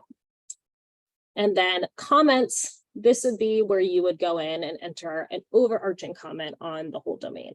So if, for instance, you wanted to had a strong opinion about a new data set, or if there's something structurally you feel like needs to be reorganized or cuts across all the individual data sets, you would go in and enter your comments here. So to dive in a little bit deeper, I will click on our case reporting data set. And within this, you'll just see all the individual data elements under that use case. So for here, this will be all the data elements that are intended to represent what you would need for case reporting. And again, just to highlight, we also have a comments field at every level. So again, if there's something that is overarching where you want to see something different represented in this data set, you could go on and enter a comment under this level. And so clicking in further, here you will see all the details that are provided during submission. One thing that is different from our previous platform is that we do have these fields structured in a little bit different way to really focus on kind of things that we have heard would be useful to see. So one, the biggest one is if it's in USCDI or if it's been previously submitted to USCDI as a comment, or if it's leveled, that information will be reflected. So for instance, this was previously submitted to USCDI, we pulled it over and it's currently existing as a comment level. But in general, this is helpful. One point that we like to emphasize is really USCDI Plus is intended to extend upon what is already in USCDI. And so a lot of these data sets will have a number of data elements that are part of a version of USCDI. But really what we're trying to do through this is one, to show how you can leverage USCDI to support a given use case. And then if there are data elements that extend beyond, then we can kind of help build out those additional data elements. The other piece to kind of highlight here too, which will really be important for when we talk about filtering a little bit later, is that we added fields for the US core profiles, for vocab standards and associated IGs. Again, this is going to kind of help provide some quick reference back to the standards if it's under development, or if there is no standard, it can be a field for that as well. One other thing to highlight under the data element view is this relationship tab, which one piece of feedback we got during our initial launch is I want to be able to understand how a data element relates across all of these different data sets. Because the reality is that some may be, there may be a new data element that's put forth for both quality and for public health. And there may be a data element that exists across multiple public health data sets. So we added this relationship tab to show that, which so far I know for us has been really helpful and is a really great new feature. And so now I will go just to show kind of how you would go about that filter view. So if I go up to the very far top right corner, there's a view where you can view all the data elements. And here it shows every data element in USCDI Plus. And if you log in and hit this little filter button, you can then filter the fields according to any of those criteria that were on the submission form. So for instance, if I want to filter to see all the data elements in a given data class across all data sets, I could go, select filter, run, and it'll show me, okay, this is all the data elements, and it'll show me what domain it's in and what use case it's under. Again, just to say, this was another feature that we incorporated based off of a lot of great ideas that were shared with us when we initially launched, where there were users who requested this type of view. So again, to show that really built this off of feedback that was initially received. And so with that, I think one other last point to emphasize. So pretty much everything that I just showed you is also accessible without a login. I know our previous site, you had to create a login to view any of the content. There are just a few additional features. So like that filtering view I just showed you and submitting a comment, you would need to log in to submit a comment or to run those filters. But really did want to have this more accessible without a login, as that was another piece of feedback we received. And so all of this, right, will be publicly available as we start to roll this out more broadly. And so with that, I will then be pivoting into the Q&A for today.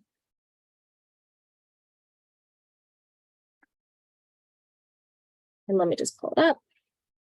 So one question, so going back to, I think this came across during the USCDI portion. How will development work done under Helios play into updates to USCDI and USCDI Plus?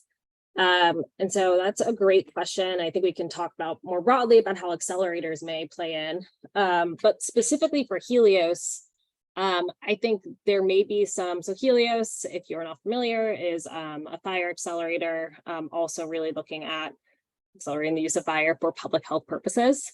I think it's very likely that through Helios, there may be gaps in USCDI or additional things that need to be profiled that may be brought forth.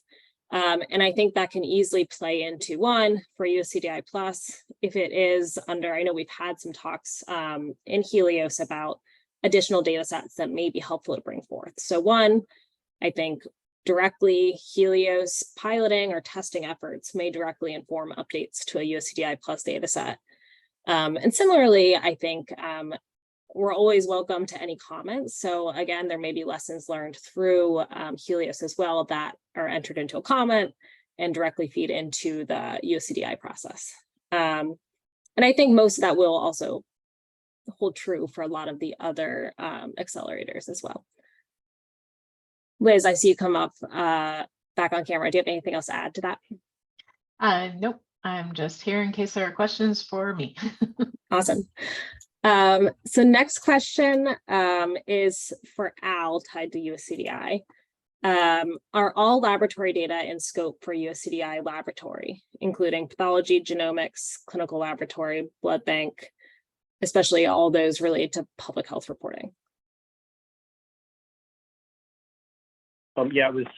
I saw that question, and it where the data where if there's a lab test, that is represented using the standards, the standards for lab data, in particular LOINC, and if the results are have that additional metadata for the laboratory data elements, then that particular lab test result or specimen, that would apply to those other data elements. Pathology is generally more structured. Genomics, not so much, at least right now. But clinical laboratory, blood bank also not quite so much, because they generally use a different system to identify specimens or products. And so, but the lab tests that support blood bank would be in scope for the laboratory data elements and metadata elements that we have in that data class. I hope that answered that question. Yes, thanks, Al. Okay, so one question, I think is a great question, but maybe difficult. Many of our tribal partners do not want our PHA to collect tribal affiliation. With it being a part of USCDI V3, has ONC thought about implementation implications around tribal data sovereignty?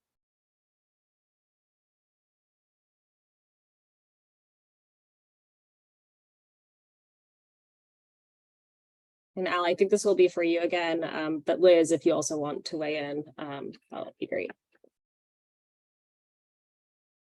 I will, yes, I'll try and answer that question, Liz, if you want to step in as well. The USCDI version 3 added tribal affiliation to USCDI. And what that means is that electronic health records have to be able to support the exchange of that information if it's available within the EHR when that exchange is occurring. It does not the whether or not exchanging that information or not exchanging that information is a problem is a separate issue than the technology has to be able to exchange it. And if there are valid reasons why somebody may not want to exchange it, that's a separate issue.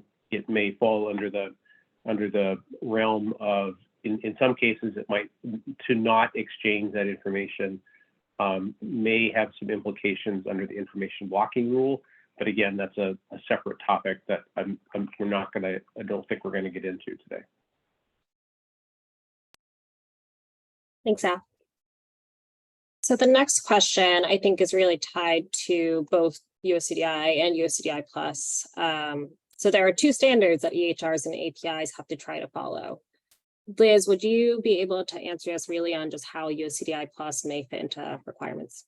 Yeah, I don't see it as two different standards to follow, but USCDI Plus builds upon what's existing for USCDI.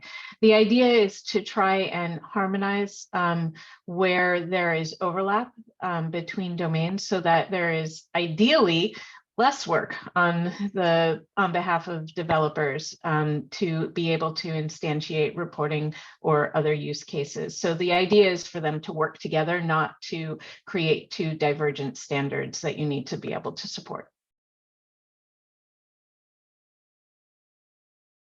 Awesome. Thanks, Liz. So next question, if you see an element in another domain, like cancer, that you feel like would also meet a public health need, how do you have it added to another domain? Liz, would you be able to take this one? The easiest way to describe it is to coordinate within that domain that you're working with so that we can coordinate across domains. So the idea is, and I mentioned in another typewritten answer to another question that was very similar in that, what happens when there's overlap between domains. We are looking at cross-domain and cross-agency coordination so that we can work to affect harmonization between all of the use cases, so that when multiple use cases need the same data elements, they're all talking the same language. So that we don't run into situations that we have in the past where, two different use cases or two different jurisdictions or two different entities have slightly different rules around what data elements are meaning to convey. I know we've all had that experience within health IT. So the idea is to really coordinate across those domains, and those processes are being built out as we speak. Great, thanks, Liz. And yeah, and I do think from a submission interface perspective, I do think there is a way as well to just submit a data element into or propose it for another data set. So I do think there is likely, to Liz's point, that things will overlap. And I think one other piece, so for instance, for cancer, maternal health, there may be different kind of domains that emerge based off of HHS priorities that may also overlap with some of these public health or quality elements. And like Liz said, we're definitely have that harmonization piece in mind. Yeah. So next question, can you speak more to the comment process? Will elements or sets be open for comment all the time to fulfill the goal of responsiveness? Or will there be scheduled advancements / iterations? So it's a great question, one that I think we are also actively working through as we're rolling out. I will say that the processes will have the kind of same standard process and terminology across USCDI Plus, but specific timelines may be more specific based off of the domain. I do think the intention is to kind of be accepting, at least for public health. I can speak to this as a public health domain lead. We do intend for it to be rolling, but I do think in the next very short near future, we will be sharing more on kind of how we, I think there'll be timelines where we're trying to push comments on specific data sets to mature them faster. But more will be shared on kind of those process pieces. I know it's a fuzzy answer, but we are actively working through it as we're preparing to broadly roll out this new site. And then another short addition, will there be a similar prioritization criteria like those used to guide the iteration of USCDI? I think this is something else that we're actively working through, but Liz, do you have anything to share on that? Yeah, I just wanted to say that different domains are going to have different levels of prioritization. And so whereas with USCDI, it's very broad reaching, and the prioritization overall is going to be different. Different domains are necessarily going to have different prioritization. So this is a roundabout ways of saying yes and no. It will be more domain specific, but we will have prioritization criteria, and we do have prioritization criteria.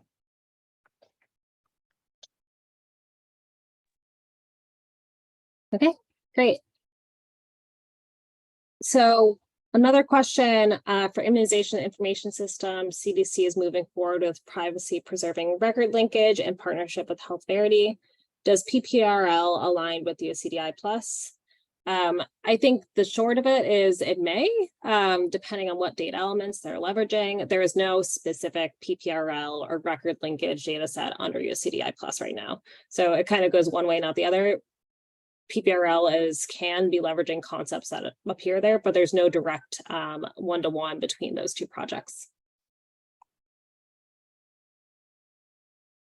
And then lastly, I think this is a point of follow-up where clinical lab data is included in pathology reports. There's a desire to use different code system standards than listed under USCDI too. Al, do you have anything else to add to that point? Yeah, just that where the requirement to use the USCDI data element applicable standards is you could consider it as a baseline. This is a requirement that systems must use at least those standards to represent and exchange information on lab data. That does not mean that you can't the system must be able to represent it using those applicable standards, but the system can also represent the data with other standards that are in some cases more appropriate. A good example would be the blood banking standards are not the same as the regular, quote unquote, air quotes, regular lab data applicable standards. So yes, it's possible to do it, still acceptable to do it, only that there's a baseline requirement for the actual USCDI applicable standards. Great. Thanks, Al. And then I think I'll combine the last two questions. So does USCDI process refer to FHIR too? And how does USCDI align with the ONC work on IPS? I think one kind of answers the other. Al, do you want to weigh in on that?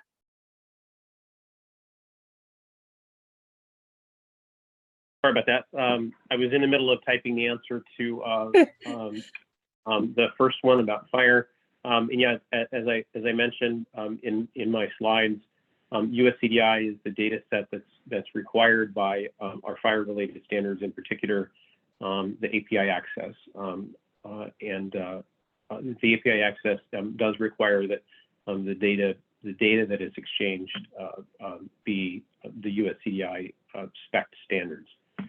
So that is the primary reference to FHIR for US CDI.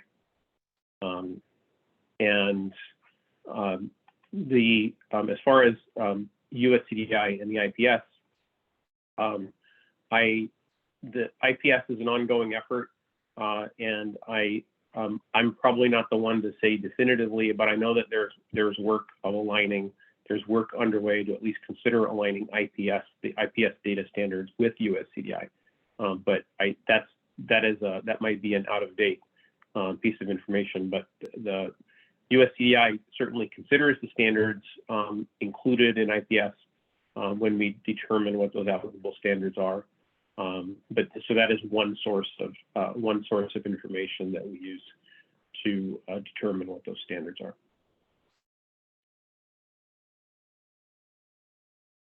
Awesome. With that, I think we made our way through all the questions. So thank you all to all of our ONC panelists that joined us today. And thank you all for listening in. Right now, I think we're about to head into a bit of a longer break since we're wrapping up the session early. You will have about a 30-minute break, and then at 1:15, we will be starting our closing plenary or closing panel. So thank you all so much for joining, and we will see you all after the break.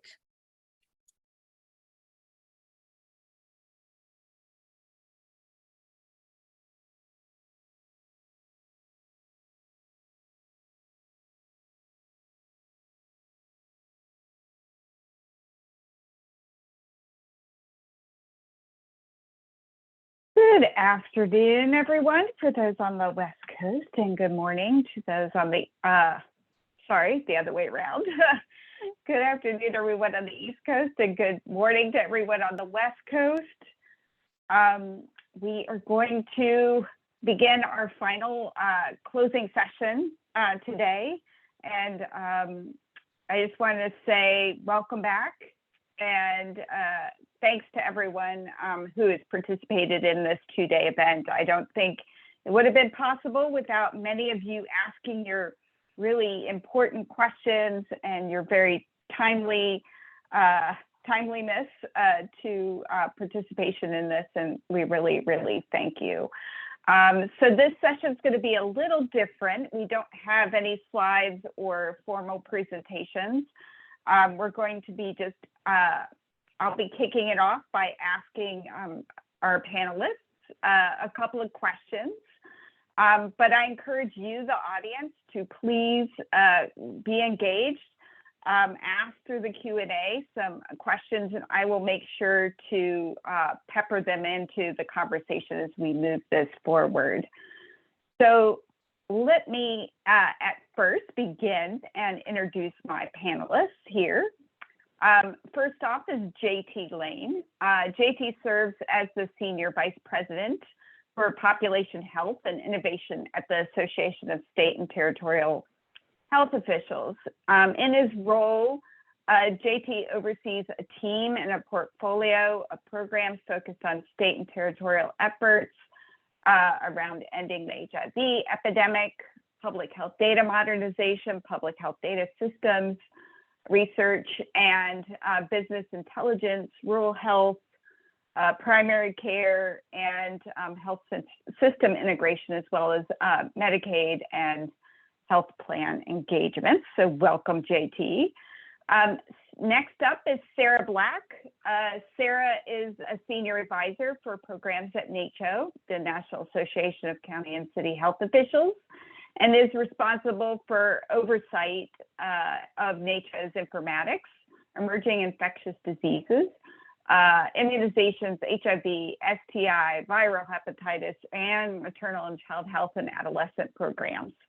Additionally, she ensures coordination of projects across other programmatic teams, both internally and externally with partner organizations. So welcome, Sarah. Glad you could join us today. Next up is Jim Collins. Jim is an epidemiologist and the director of the Communicable Disease Division at the Michigan Department of Health and Human Services. In this capacity, Jim participates in much of the state's epidemiological response to the COVID-19 pandemic by addressing many of the data and surveillance needs associated with this unprecedented crisis. So welcome, Jim. Glad you could be here as well to join us. And last but not least, Michael Radwin, who is the acting director of the Investigate and Response Division, Office of Public Health Data, Surveillance and Technology at CDC. I hope I got that right, Michael. Michael's mission at the CDC is to improve the availability and use of public health data to inform decision-making and action. So welcome, Michael. All right. So as you can see, we have a really well-esteemed panel here of my friends and colleagues. So as we begin to assess the opportunities and challenges that COVID, has brought to public health through, our work with after action reports or collections of lessons learned, things like that, I thought that we could just have an informal conversation, discussion here amongst friends and colleagues, just about like the COVID-19 pandemic response and trying to figure out like what might be some of those lessons learned that you all really, touched upon in your work, and trying to, and from your viewpoint. So can you guys each take a moment to just share some of those lessons learned from the COVID-19 pandemic, both the challenges, and I think that there were also some opportunities that came up during that time as well, from your own, viewpoint, and then how they might be carried forward, as we're looking at the future of public health data modernization. What does that look like, and how can we take those lessons learned forward? So I'll start off with JT. Do you want to take that first question? Sure thing, and good afternoon, everyone. It's a pleasure to be here and see so many friends and colleagues today on such a critical issue that we're going to be trying to correct for maybe the next 5 to 10 years, hopefully, if we have the resources. But it's clear that from our perspective, and it's well established, the pandemic taxed the state and territorial and local public health data infrastructure in so many ways. And so I think from a lessons perspective, we sort of group them in a few buckets. And first off, it's, the systems themselves. They weren't designed for the throughput and volume that the pandemic required of public health. Case management systems were overwhelmed. The reporting infrastructure was insufficient to facilitate those higher volumes of data. Systems suffered from a lack of standardization and interoperability, of course, and there were gaps in data, especially around race, SOGI data, especially on the immunization front, so we could track access and equity issues that were really critical for the pandemic response. And then finally, with all of those limitations on top of it, the infrastructure itself, the systems and solutions we did have in place were simply aging and out of date entirely. Inventory management systems could not provide real-time insight. We had a great diversity of technology solutions that lead to differences in how data is accessed and formatted, of course, for public health decision-making, but at every jurisdictional level. And in a heavy, historically, a heavy dependence on proprietary systems. The second area where we have definitely seen some lessons that we're going to turn into some opportunities in just a second, which is around the policy and legal challenges that we faced and probably many took for granted before the pandemic. There is wide variation in data sharing protocols within and between health agencies, between states, between locals, local to state, to federal, et cetera. And then even when we are with that variation, even with that variation, we have difficulty establishing even data use agreements and those relationships when they need to be adjusted. And then, of course, there's, as many jurisdictions report, shifting reporting recommendations. And then, of course, you tack on privacy concerns, and that creates quite a policy challenge. And I guess I am not a lawyer, but I know that I love lawyers because we all need them at some point. And so we all know that government lawyers are risk averse, and that's for a good reason. And so I think that data authority and use issue is something that's really really something that we know was a huge challenge in the pandemic. And then a third challenge area, which I don't think anyone will be shocked about, is in the realm of workforce, but I would also add leadership and management structures and systems that states and health departments simply did not have. Our data, I think yesterday, a member of my team and colleague Elizabeth Rubush provided the latest survey data we have from states around informatics and data modernization. And one thing that did jump out that's relevant here is that there's not been historically a clearly established informatics career series within states, and only about half of the agencies without that career series are likely to find the workforce recruitment and retainment issues as a challenge. Informatics staff FTEs within public health agencies from 2016 to 2022 are stagnant. There was virtually no change. Some of the top challenges in recruiting the talent we need, our salaries are not competitive with the private sector. The lack of, I mentioned the career series, the lack of that series that can create a pipeline for the experts and leaders we need. And then a great variety and variation and lack of understanding across jurisdictional boundaries of what the right skill sets and the roles and the simple things like position descriptions should be. So it's not shocking that our data also shows that 100% of the respondents, which was 48 of 50, report that attracting and retaining data and informatics talent is somewhat or very challenging. So that's definitely something we are working on through various other avenues we can talk about later on. From an opportunities perspective, though, I think all these challenges have led to some real innovations across the board during the response, which I think can support further innovation going on. Going forward, we saw exposure notification and other proximity technologies, vaccine verification through digital vaccine credentials, and increased demand for real-time dashboards and visualization tools.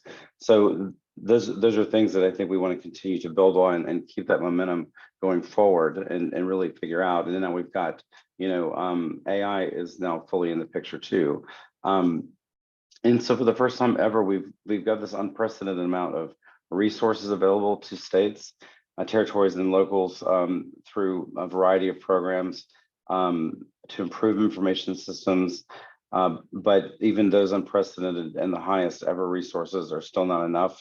Our partners at HIMSS, as many of you know, state that we're going to need about 40 billion over 10 years. And so, so we know this is something that is going to be going for a while, and we're in it for the long haul. But and I would just end by saying that on the opportunities front, we have, for the first time ever, we've had a national public health data strategy that everyone can get behind, with clear benchmarks and priorities for the country, so that we can make progress nationally as a collective of states and local jurisdictions.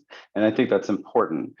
So I would give kudos to Dr. Jen Layden, the new director of CDC's new Office of Public Health Data Surveillance and Technology, her team, and all of her great collaborators at ONC. And so, so yeah, I mean, I think we've got some well-documented lessons learned, but also I think some very clear pathways for opportunities for further improvement going forward. Thanks, JT. I think that I've heard those very themes like echoed through other conversations and things like that. So I think it makes a lot of sense. Sarah, what are your thoughts, like from a local kind of perspective? You know, what did you hear in regards to some lessons learned and things like that? Yeah, sure. Thanks. Hello, everyone. It's nice to be here this afternoon. I'll echo a lot of a good bit of what JT has talked about. I think, you know, as we were going through the pandemic, a lot of the experiences and lessons learned are comparable. A couple of things that we were really seeing among our members, you know, this pandemic really threw into sharp relief how local in nature our response needed to be.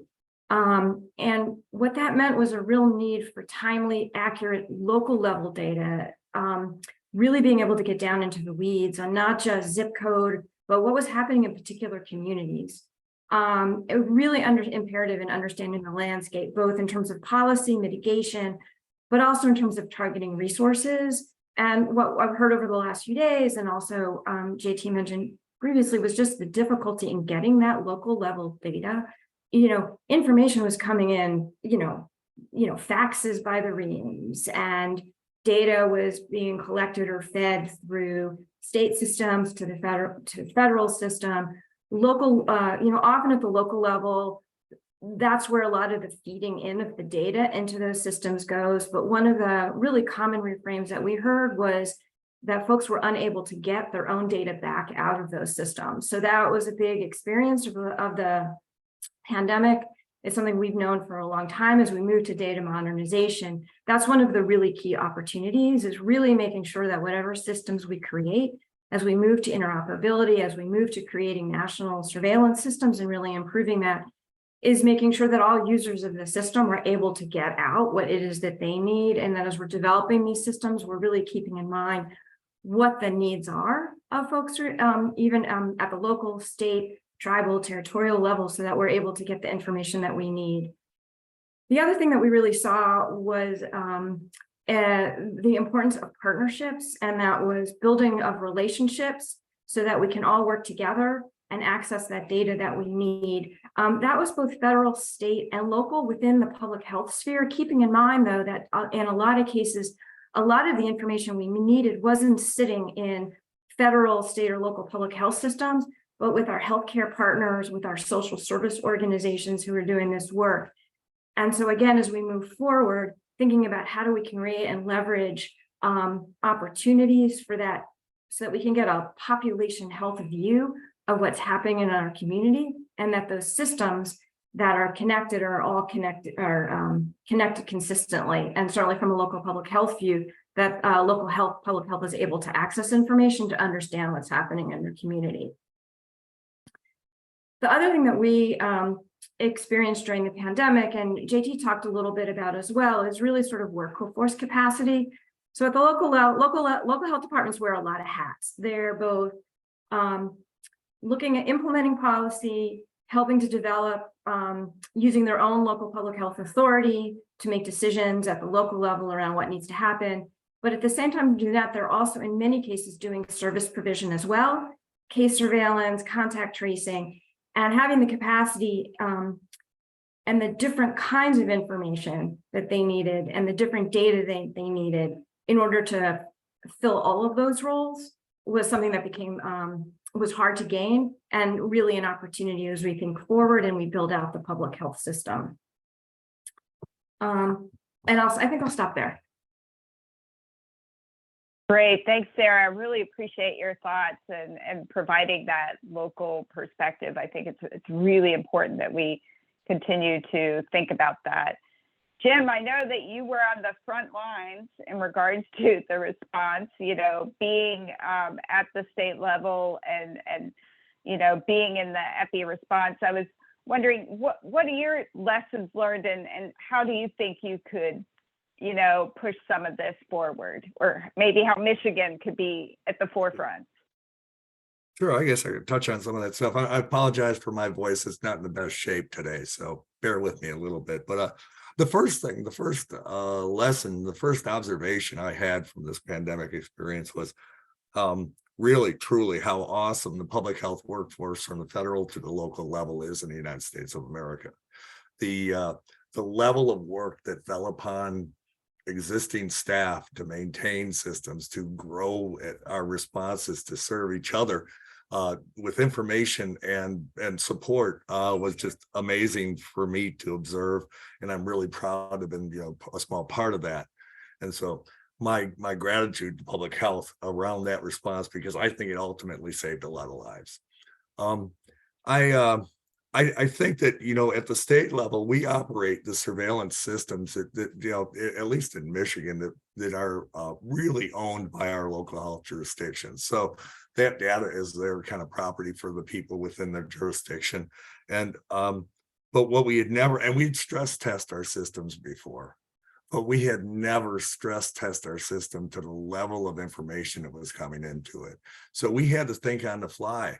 I was impressed with some of the efforts that made into it. I mean, we have a surveillance system designed to detect, to report on conditions, not non-conditions. Yet we were in this situation, it became invaluable to retain and process both negative and positive laboratory reports from hundreds of thousands of referrals.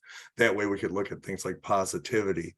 When we're able to do that by, parsing the information out of our system and doing some processing external to our surveillance system, so the surveillance system was still able to process information in a timely way for cases, but we were still able to analyze laboratory information external to that system for all of our labs. That allowed us to look at and find things that I think JT talked about, some of our deficiencies in data around like race and ethnicity that were coming in with our electronic lab reports.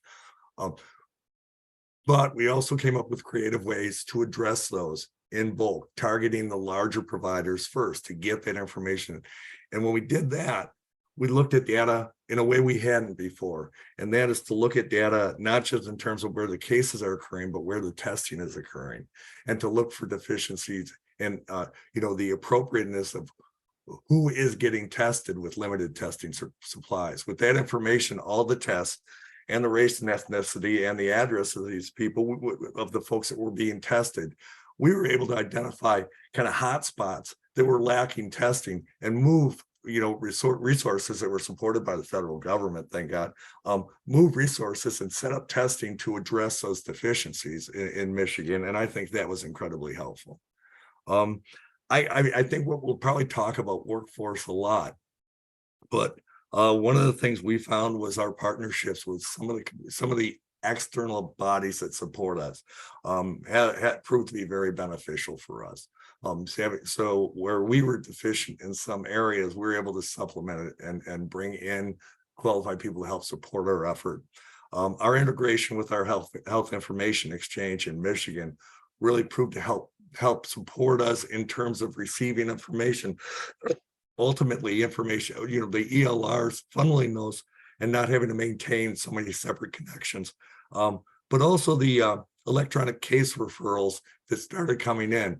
Now, electronic case referrals in terms of COVID, I think COVID was a driver to improve the provision of that information.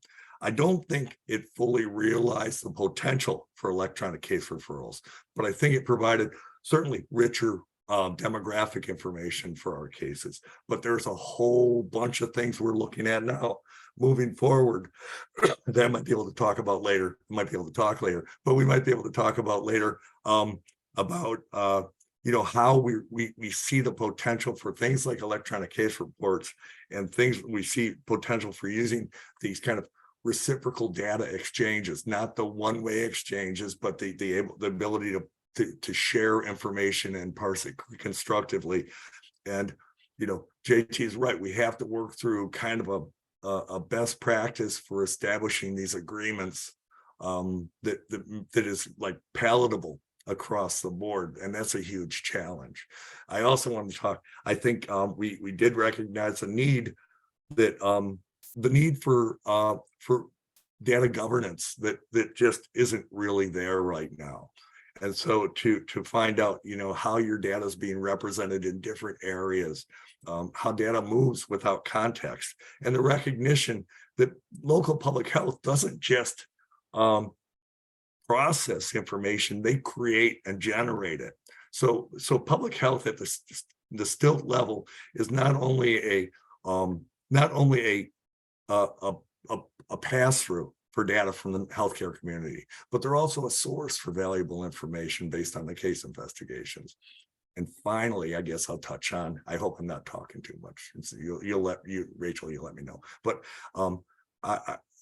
the contact tracing. Now, we had built a system in partnership with our local health departments in Michigan to work on this kind of outbreak management and contact tracing in the context of Ebola. So when we received travelers back and monitoring travelers for Ebola, that system quickly became overwhelmed with the number of contacts that were being traced. And we were able to develop some creative ways to address that, partnering with external folks to develop kind of an enhanced registry, using things that we were really unprecedented in Michigan, like using automated text outreach, delivering surveillance tools via text and internet provision of data and things like that, that really allowed us to get information from a lot of people who we wouldn't have been able to talk to. We just didn't have the resources to get to them. So I think that'll be my start. Great. Thank you, Jim. We really appreciate, we know that you've been under the weather, so thank you so much for joining us today. We'll try and keep the talking to a minimum.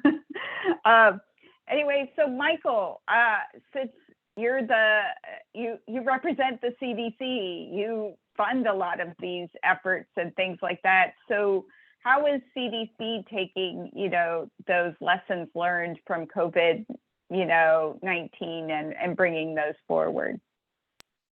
All right, thank you for the opportunity to answer the question. I want to start actually by saying that I am I'm a techie, not an epi, and I'm new to public health. It's been less than a year for me. I joined the CDC actually earlier this year to help stand up this new Office of Public Health Data, Surveillance, and Technology.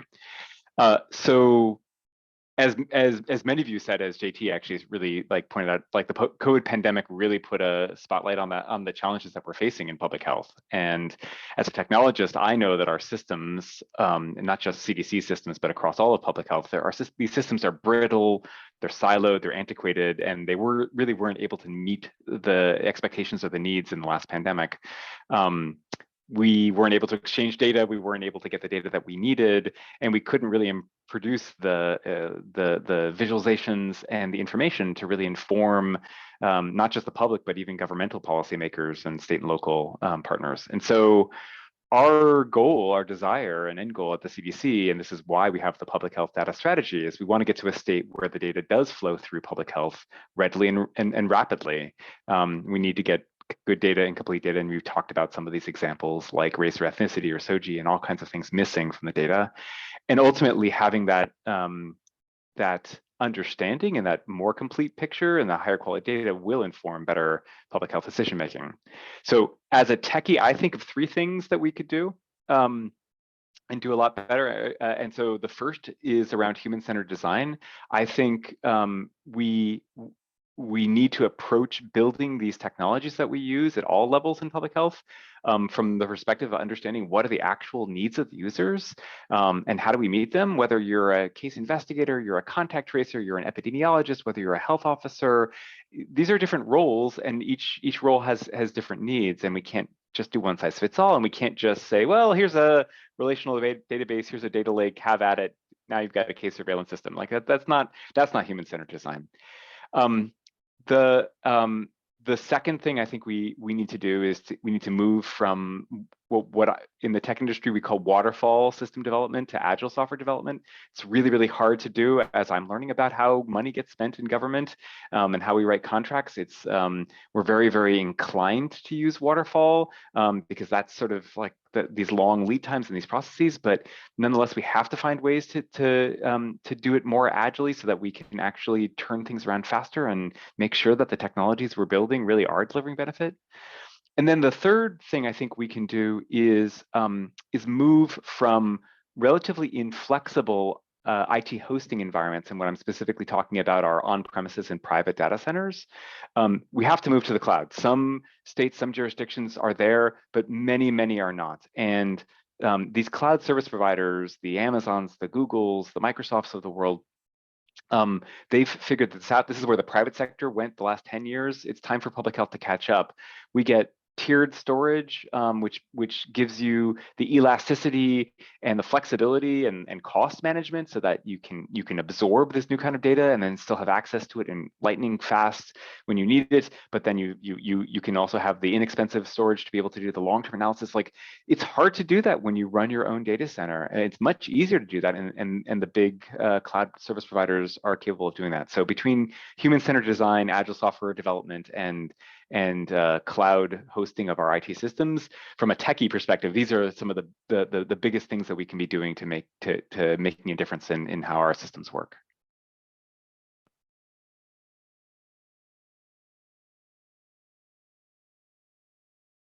Great, thank you, Michael. And I think that that's a great, you know, I think being a techie is really so different than a lot of like where public health comes from, in the sense that we're more from the epi side of things. So it's great to hear your perspective. I think that that's really, really interesting.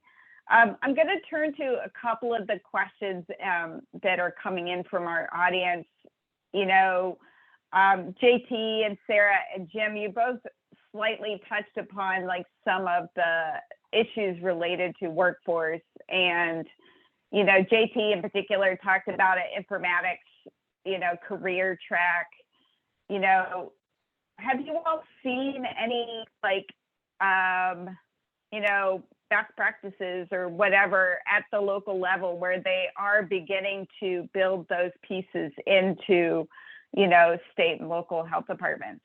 If I could just say one thing about that first, and JT probably has a better perspective than I do, but I will say this: one of the most frustrating things for a lot of us is the fact that we bring in bright, talented people and we train them up, and then we lose them because we don't have the resources to retain them, versus the healthcare industry or the insurance industry. I mean, we are basically training people to leave in a lot of senses, and that's really, really frustrating. They do great work while they're there, but it takes time to bring them up to that great work, and then that window is pretty small, or it can be.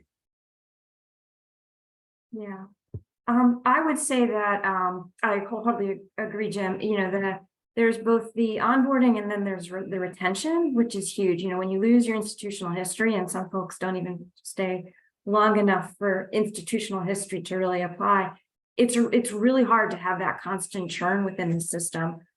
One of the things I'd also say is, I mean, I think local health departments are in very different places. There's a huge diversity, which isn't just based on size. It's size, resources, sometimes just having you know, a core of really great, talented people who are able to move it forward. Leadership who understands can really make a difference. So when it comes to the job classifications, it's definitely something to work on. Some of those job classifications that exist are, you know, incredibly outdated and need to be updated. I think the other thing to keep in mind is, depending on resources, size, in terms of the informatics and technology space, what you're looking at is folks may not have designated full-time staff to do some of this work, but they're doing it anyway. And so as we're thinking about upskilling, as we're thinking about training, as we're thinking about retention, we need to recognize that not everybody is only wearing one hat or came in to public health with the training that they need and have fallen into some of these roles. And so it's in another nuance as we think about the workforce. The other thing at the local level, when I think about technology, is there's the expertise within the health department, you know, but for many jurisdictions, where some of the decisions made on technology sit with the county information technology office. And so there's a, how do you communicate with those folks? And the county IT may not understand exactly what's needed for public health. And that creates a whole, an additional challenge is and partner as you're moving through the process. There's external partnerships, there's internal partnerships, there's intra-county partnerships that really need to be considered. That's a great point, Sarah. I think we talked a little bit about that yesterday on yesterday's session with Illinois and some of the strains around having, you know, a federated versus centralized IT system within, you know, your state or local, you know, government. And so, yeah, I think that each presents its own challenges, right? And the priorities and things like that they have to deal with. So that's really, really important. So I'm going to address, there's a question that in the Q&A about, like, it's from, you know, it's kind of like shows kind of the difference between healthcare and public health. So in the sense, like, this person is asking specifically about data leadership, and, you know, all healthcare delivery systems, you know, now have a CMIO, a chief medical information officer, that sits in the C-suite with, like, the CEO, the COO, and the CMO. This is because data and informatics is core infrastructure, right? You can't practice medicine without it, and it needs it all the, you know, you essentially need that functionality. So how do we move public health into that mindset with higher leadership and some performance expectations? I'd be curious, you know, is this a model we could emulate in local and state public health? Rich, I'll be happy to start on that. This is a great question. Yes, we absolutely can, and we should. I would first, my first piece of evidence for that is that CDC just did it, right, by establishing OpHDST. And this is, at the end of the day, for as long as we've, you know, been talking about DMI, part of that conversation has been around the enterprise approach or strategy. So the only way to truly, you know, really lead that is to make sure that there's accountability for bringing people together, a leader empowered in the C-suite that's either reporting directly to the health official or the senior deputy, that has the clear line of sight and capability to convene the business users, programmatic end users, and beneficiaries of data modernization.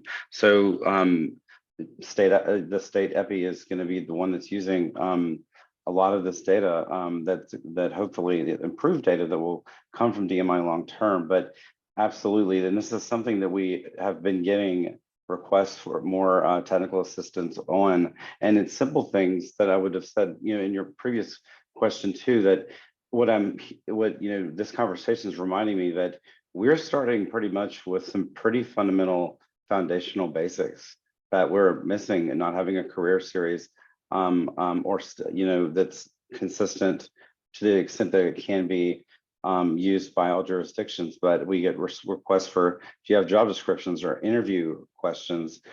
How do we ask the right questions to those leaders to make sure we're getting the right person? But I remember when the EPI and lab capacity grant guidance from August or July 2021, and the first thing we did when CDC said every state needs a DMI coordinator, I actually said they need a DMI lead or a chief informatics officer, someone that can take that approach, that can interface both with the 31 of the 50 states that do have to struggle with a centralized IT management system, which when I was a show, I actually went through that transition, and, you know, and that's a story for another day. But those are real management challenges. They're not public health challenges, and they bring cultural and political issues with them. So it's essential that we get that leadership position right. So I'm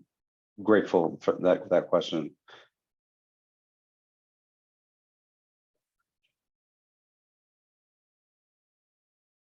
There are, Jim, any questions, or I could ask Michael too. You know, Michael, you know, JT mentioned that you guys have already, like, kind of gone through that process. So I don't know what your thoughts are in regards to, or what kinds of lessons learned in regards to standing up your office that locals and states could take from CDC.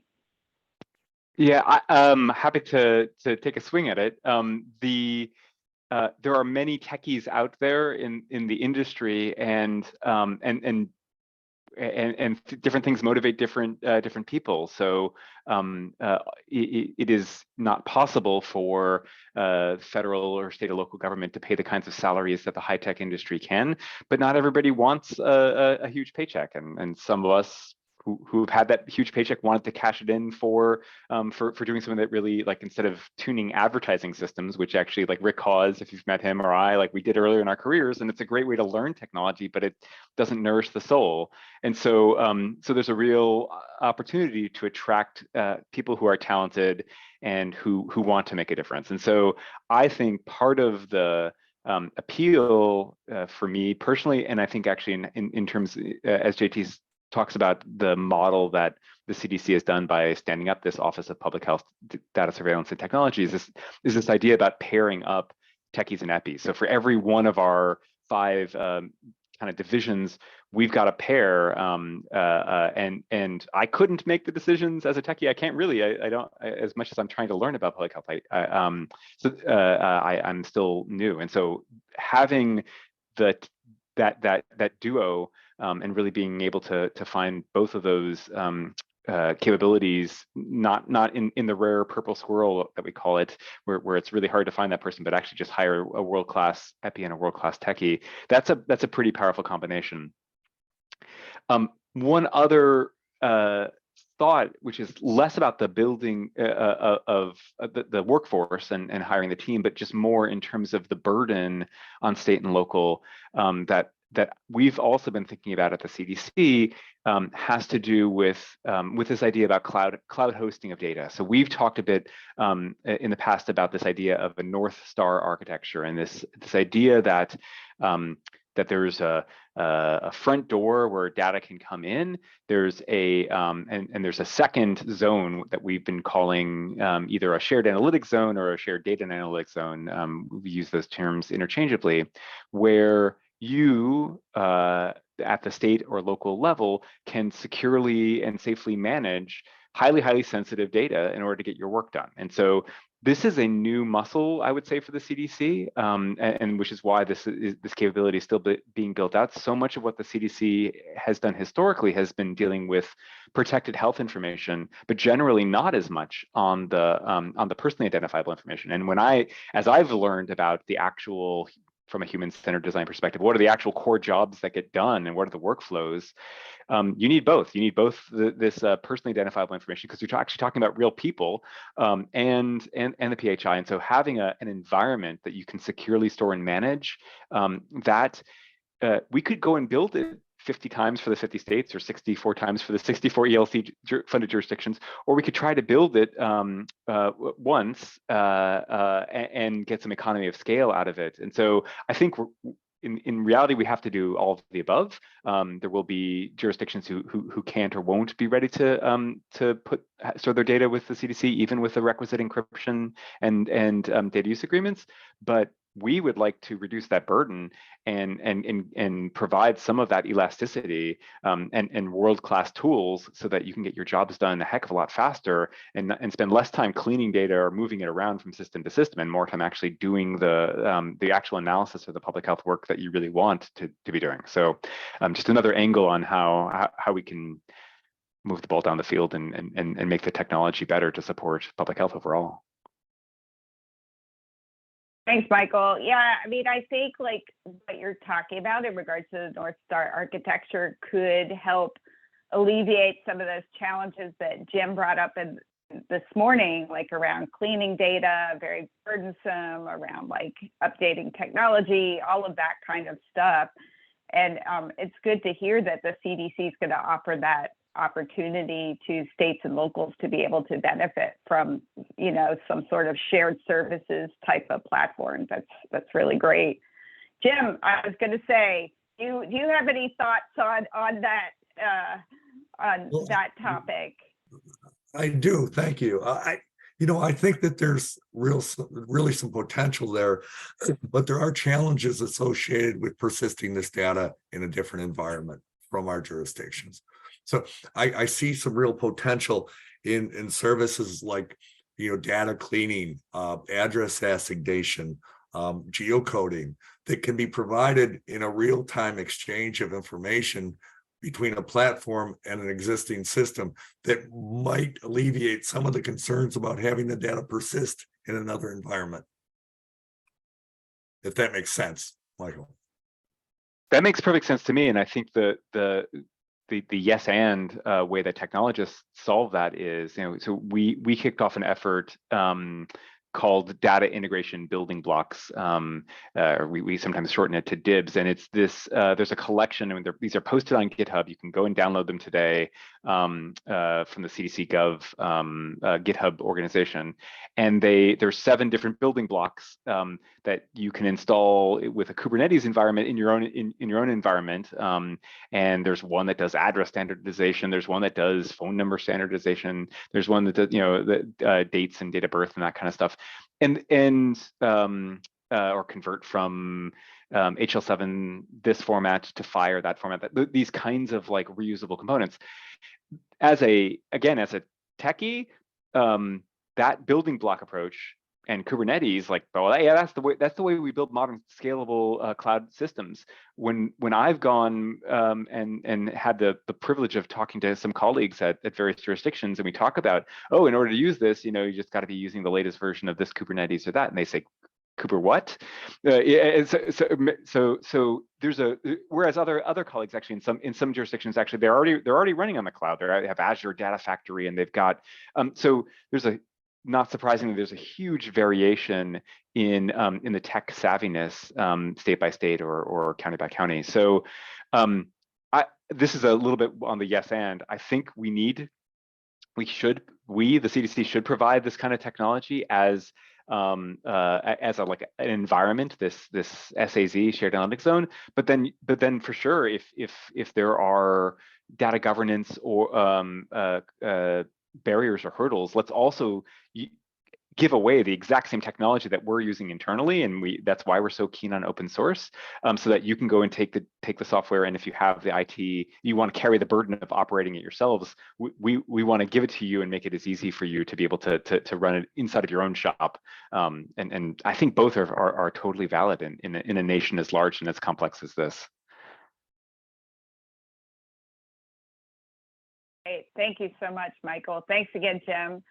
And I think this question from the audience too touches a little bit about this, in the sense that, so she's talking about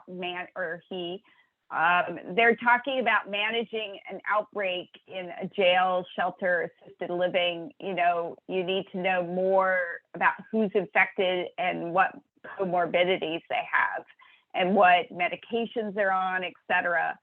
ELR does not support that workflow, and they say that you can't save lives with ELR, but you can explain. Can you explain, like, maybe Jim, from your perspective, or JT or Sarah, can you explain how a new vision for public health informatics, whether it's looking at process mapping or stuff, will give data to local public health departments to be able to manage this type of outbreak and save lives?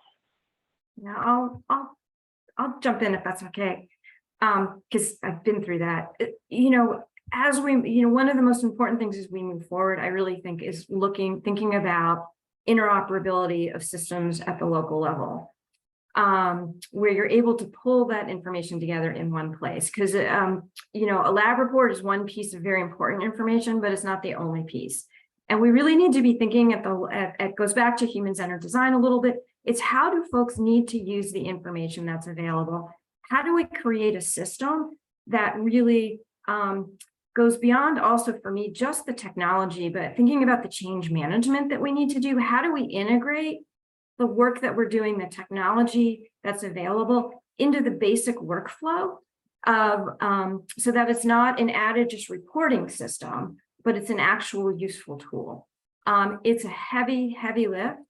But it is really the key to all of this is how do we combine, how do we connect that information so that that person doing, healthcare at that jail or, in that shelter, for that shelter can identify and access all of the systems that touch that individual who needs that help.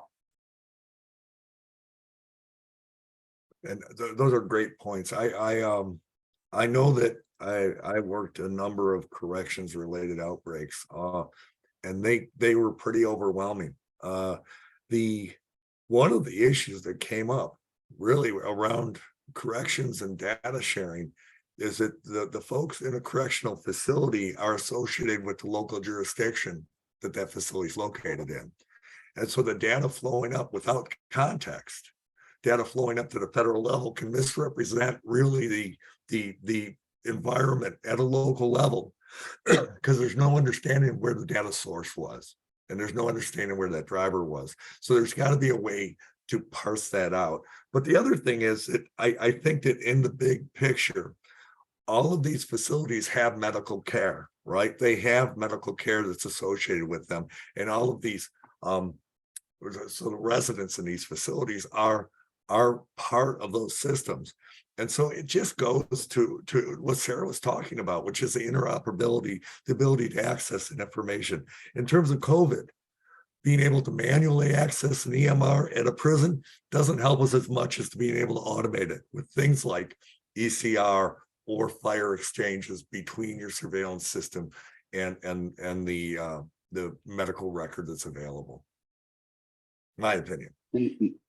And Rachel, if I could just build on that real fast. Yep. What Sarah was saying, I think is right on. And just to add one more, factor to that, which is that we have seen in our data and our work with both states and locals is that, the governance structure, we oftentimes forget that simply, the local state federal relationship agnostic of public health is also a complicating factor in significant ways. And so where governance comes into play, if you're in a decentralized public health system in a state, for example, where they delegate a significant amount of public health authority to the local health department, that is just it. It's authority. It's not the interoperability that Sarah was talking about of the systems. And what we have seen is that there are some decentralized states that maybe are adopting and using the state solution for certain types of functions.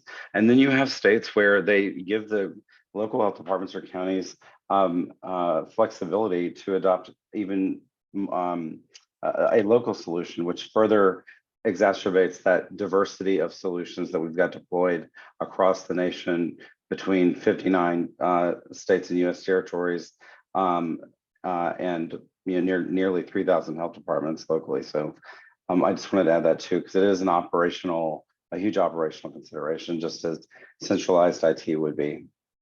And keeping in mind that corrections facilities can be local, state, or federal within the state. So that presents challenges in its own right. Yep.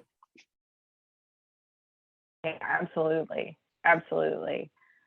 So I just wanted to touch, before we only have a few more minutes left here, but and I know that you all have mentioned some of this already, but what do you see as investments, whether it's like at the federal, state, or local level, that are needed to support broader DMI work, which includes building on lessons learned from COVID and so forth.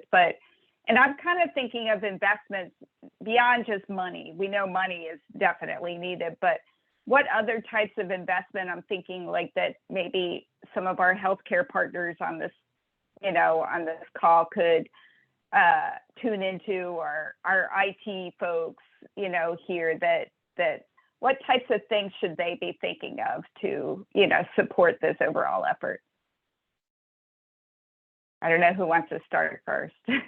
Well, I mean, I can yell standards 100 times. I have to yell money, because that's part of my job. But the standards for messaging and for data structure that facilitate all this are critical.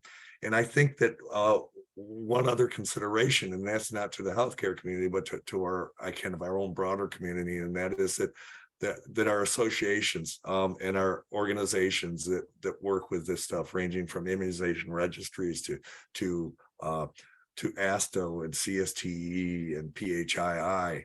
I mean, we have to try to coordinate better all of those organizations, so we're all working on the same page, because some folks only talk to one or the other, and I enjoy open communications with ASTO, CSTE, PHII, but I don't think that's all over the place, and so I think that's important to consider, that we get on the same book. And it could be something as straightforward as kind of, really formalizing and kind of re-energizing the Joint Public Health Informatics Task Force or something along that line.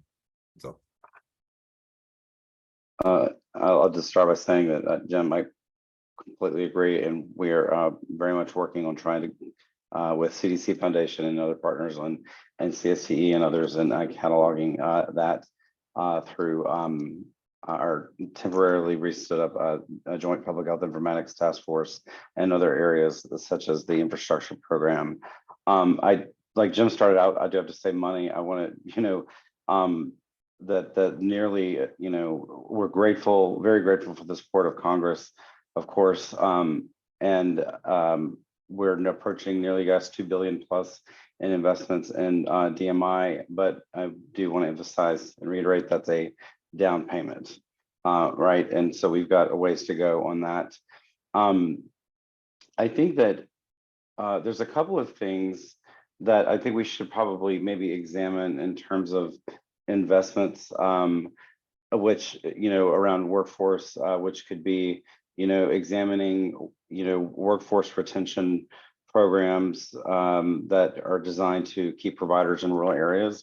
I think we should try to see, are there models like that we could replicate within the public sector and public health? We work, we've had a project with Google Health, for example, and I learned that every Google engineer is required to give 8 hours a week, I believe, or at some level, 8 hours a week on different projects like Google Health and whatnot. And so I think that there's things that practices in the private sector we could try to determine how we might replicate them within the public sector. I think that also around sustainability, the CDC, I think, has done an amazing work so far regarding CDC moving forward and establishing the new office, the new relationships. But I think we still have more work to do on further aligning different funding mechanisms across the agency, like ELC, infrastructure, and other future mechanisms that be leveraged for DMI. I do think that we need to think about how we can more comprehensively leverage Medicaid programs and work closely with Medicaid, like we did for HIEs and EHR adoption around sustainability of systems themselves. It's been proven. There's plenty of use cases, especially around prescription drug monitoring, and I think that there are ways that we can grow that and that relationship.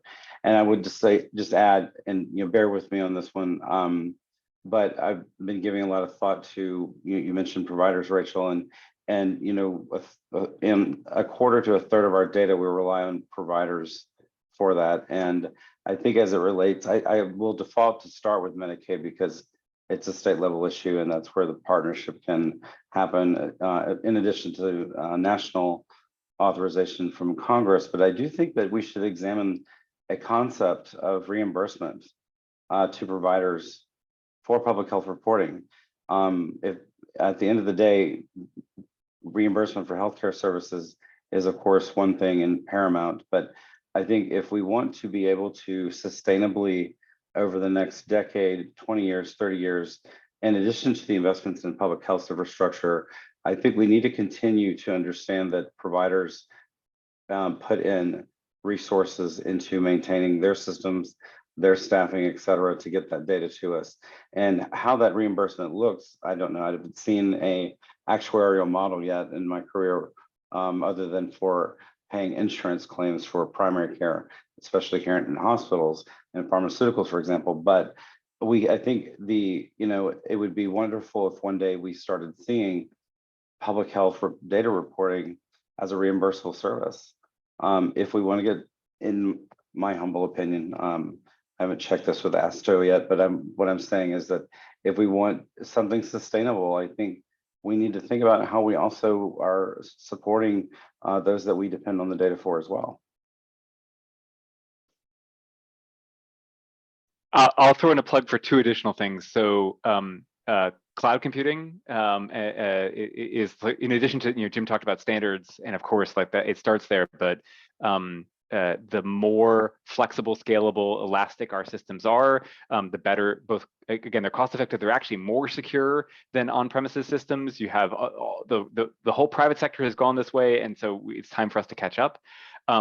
And intermediaries. I think as a technologist, when I look at all of the point-to-point connections between labs and states, and it's so brittle, it's so fragile. And when you think about things like whether it's HIEs or it's AIMS or report stream, these intermediaries, they give you scale, they give you flexibility, they give you the ability to and lower operational costs. Like so, between centralized hosting and intermediaries, which are a form of like cloud hosting, these are 2 small pieces, but they'll help us again make some progress here. That's great. And I'm going to tack on a couple of things that I've been thinking about a lot as well.